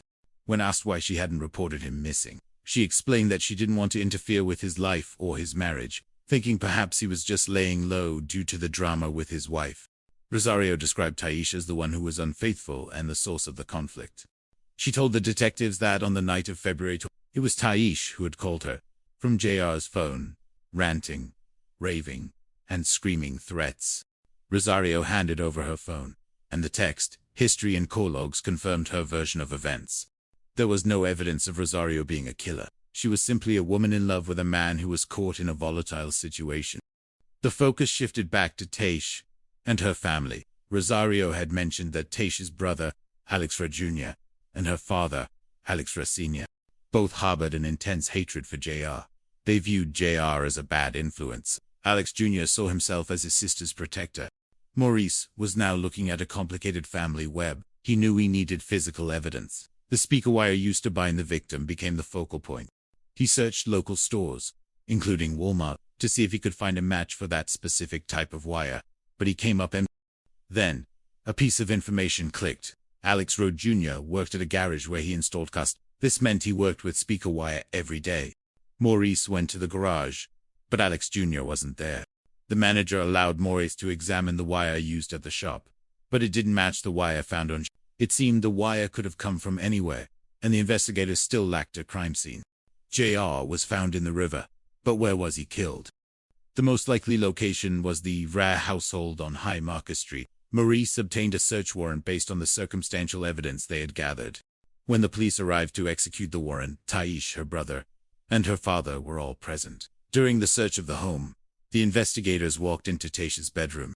They noticed something highly suspicious about the carpet. There were sections that had been cut out and replaced at odd angles.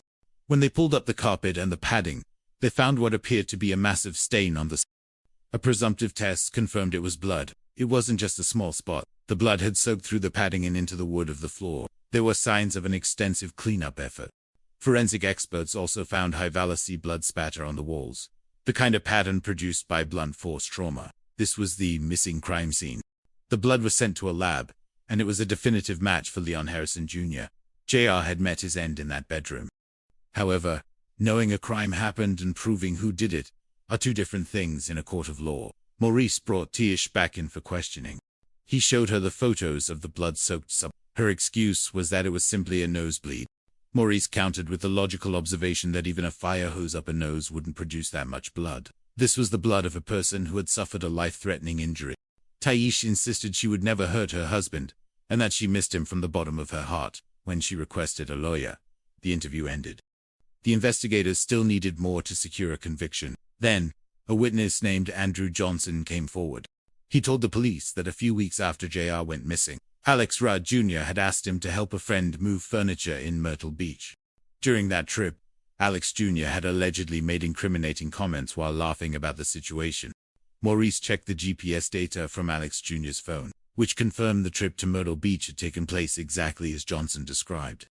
More importantly, the GPS data revealed another stop. At 2 o'clock in the morning on February 20, the night the murder likely occurred, Alex Rhodes Jr. had gone to a local Walmart.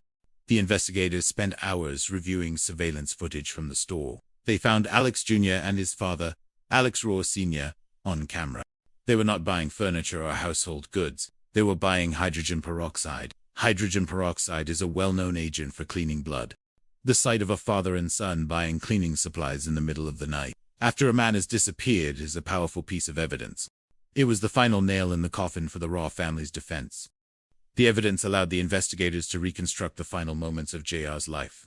Taish had lured him to the house with the promise of a reconciliation, even texting him about a candlelight dinner and a bath.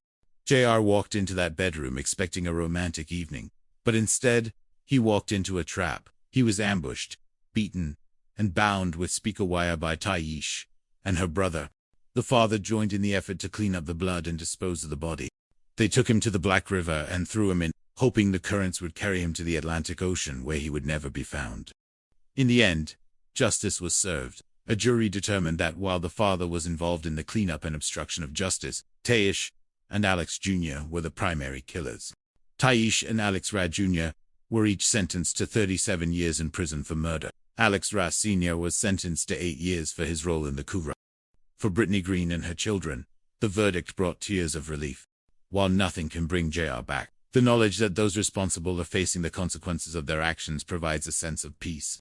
Every year, they release balloons at the river and visit his favorite restaurant to keep his memory alive. JR remains a presence in their lives, especially for his son, who still feels his father's spirit with him on the football field. This case was a profound experience for investigator Alan Morris. It was his first homicide, and it tested every skill he possessed as an investigator. It served as a reminder that good police work is a necessary response to the darker side of the human condition. Law enforcement cannot prevent every tragedy, but it can ensure that there are consequences for those who choose to commit such heinous acts. The shadows of the Black River were finally lifted by the light of the truth, proving once again that no matter how hard someone tries to hide a crime, a dedicated detective will find a way to justice. It is a quiet Saturday morning on March 11, 2017, in the town of Georgetown, South Carolina. The air carries the heavy scent of the low country, a mix of salt marsh and ancient trees. A local resident is plying his hobby of fishing on the Black River, seeking the solace of the current. However, the water today does not offer peace. He notices something caught in the reeds, something that does not belong to the natural order of the river. As he moves closer, the alarm in his chest tightens. It is a human body, floating, silent, and discarded. This is the beginning of a journey into the dark heart of human emotion. For a detective, a body in the water is more than a tragedy. It is a complex riddle written in the language of decay and desperation. Closing a murder case requires a rare breed of individual, someone capable of looking past the horror to find the truth that the dead can no longer speak. This is what it means to be an American detective. Investigator Alan Morris is the man who answers the call. In Georgetown, they called them investigators rather than detectives, a title that implies a general mastery of everything from fraud and burglary to the sudden, jarring reality of homicide. Maurice knows that a normal day can turn into a frantic race for justice in a single heartbeat. When he receives the call at approximately 1:30 that afternoon, he enters a world where the stakes are life and death. Upon arriving at the riverbank, Maurice observes the grim process of recovery. Law enforcement officers must physically grasp the individual by his clothing to ease him back to shore. At first glance, one might wonder if this was a simple accident, a fall from a boat or a tragic drowning. But the moment the victim reaches the shore, the illusion of an accident vanishes. The wrists and ankles are bound tightly with speaker wire. This is not a victim of the river. This is a victim of a calculated, uncivilized act of homicide. Water is a cruel environment for an investigation. It does terrible things to human remains, accelerating decomposition and washing away the fragile traces of DNA or fingerprints that might otherwise lead to a killer. In the heat of the South, even in February and March, the elements are the face of the victim is unrecognizable, lost to the passage of time and the environment. Positive identification seems impossible at first. Yet, Maurice carries a memory of a missing person report filed 2 weeks prior. Brittany Green had come to the station to report the disappearance of Leon Harrison Jr., known to everyone as J.R. He was the father of her 2 children, a man who, despite no longer living with her, called every single night to speak to his little ones. When those calls stopped for 14 days, Brittany knew in her heart that something was terribly wrong. A man with family, with loved ones, with children who adore him, does not simply vanish from the earth without a reason. J.R. was 32 years old, an African-American male with a distinct identifier, a rose tattooed on his inner right forearm. For investigator Maurice, this is a significant milestone. He usually handles property crimes, but the discovery in the Black River has handed him his very first homicide case. The weight of responsibility is heavy as he attends the autopsy. To a seasoned veteran, an autopsy is a clinical necessity, but for the new guy, the first one is a shock to the system. Seeing a human being bound hand and foot, discarded like trash, is a reminder of how uncivilized the world can be. The medical examiner provides a bleak assessment. Due to the advanced state of decomposition, a specific cause of death is difficult to pinpoint. There are lacerations on the belly, but they are not deep enough to have caused him to bleed to death. There are signs of animal activity in the water, including the presence of alligators, though the examiner notes that these predators typically prefer live targets. While blunt force trauma is a possibility, the findings are mostly incorrect. However, the one thing the water could not hide was the rose on the right arm. The missing person case is now officially a homicide. In the world of homicide investigation, the transition from the new guy to the old guy happens in about 30 minutes of intense pressure. Maurice begins by reconstructing the life of the victim.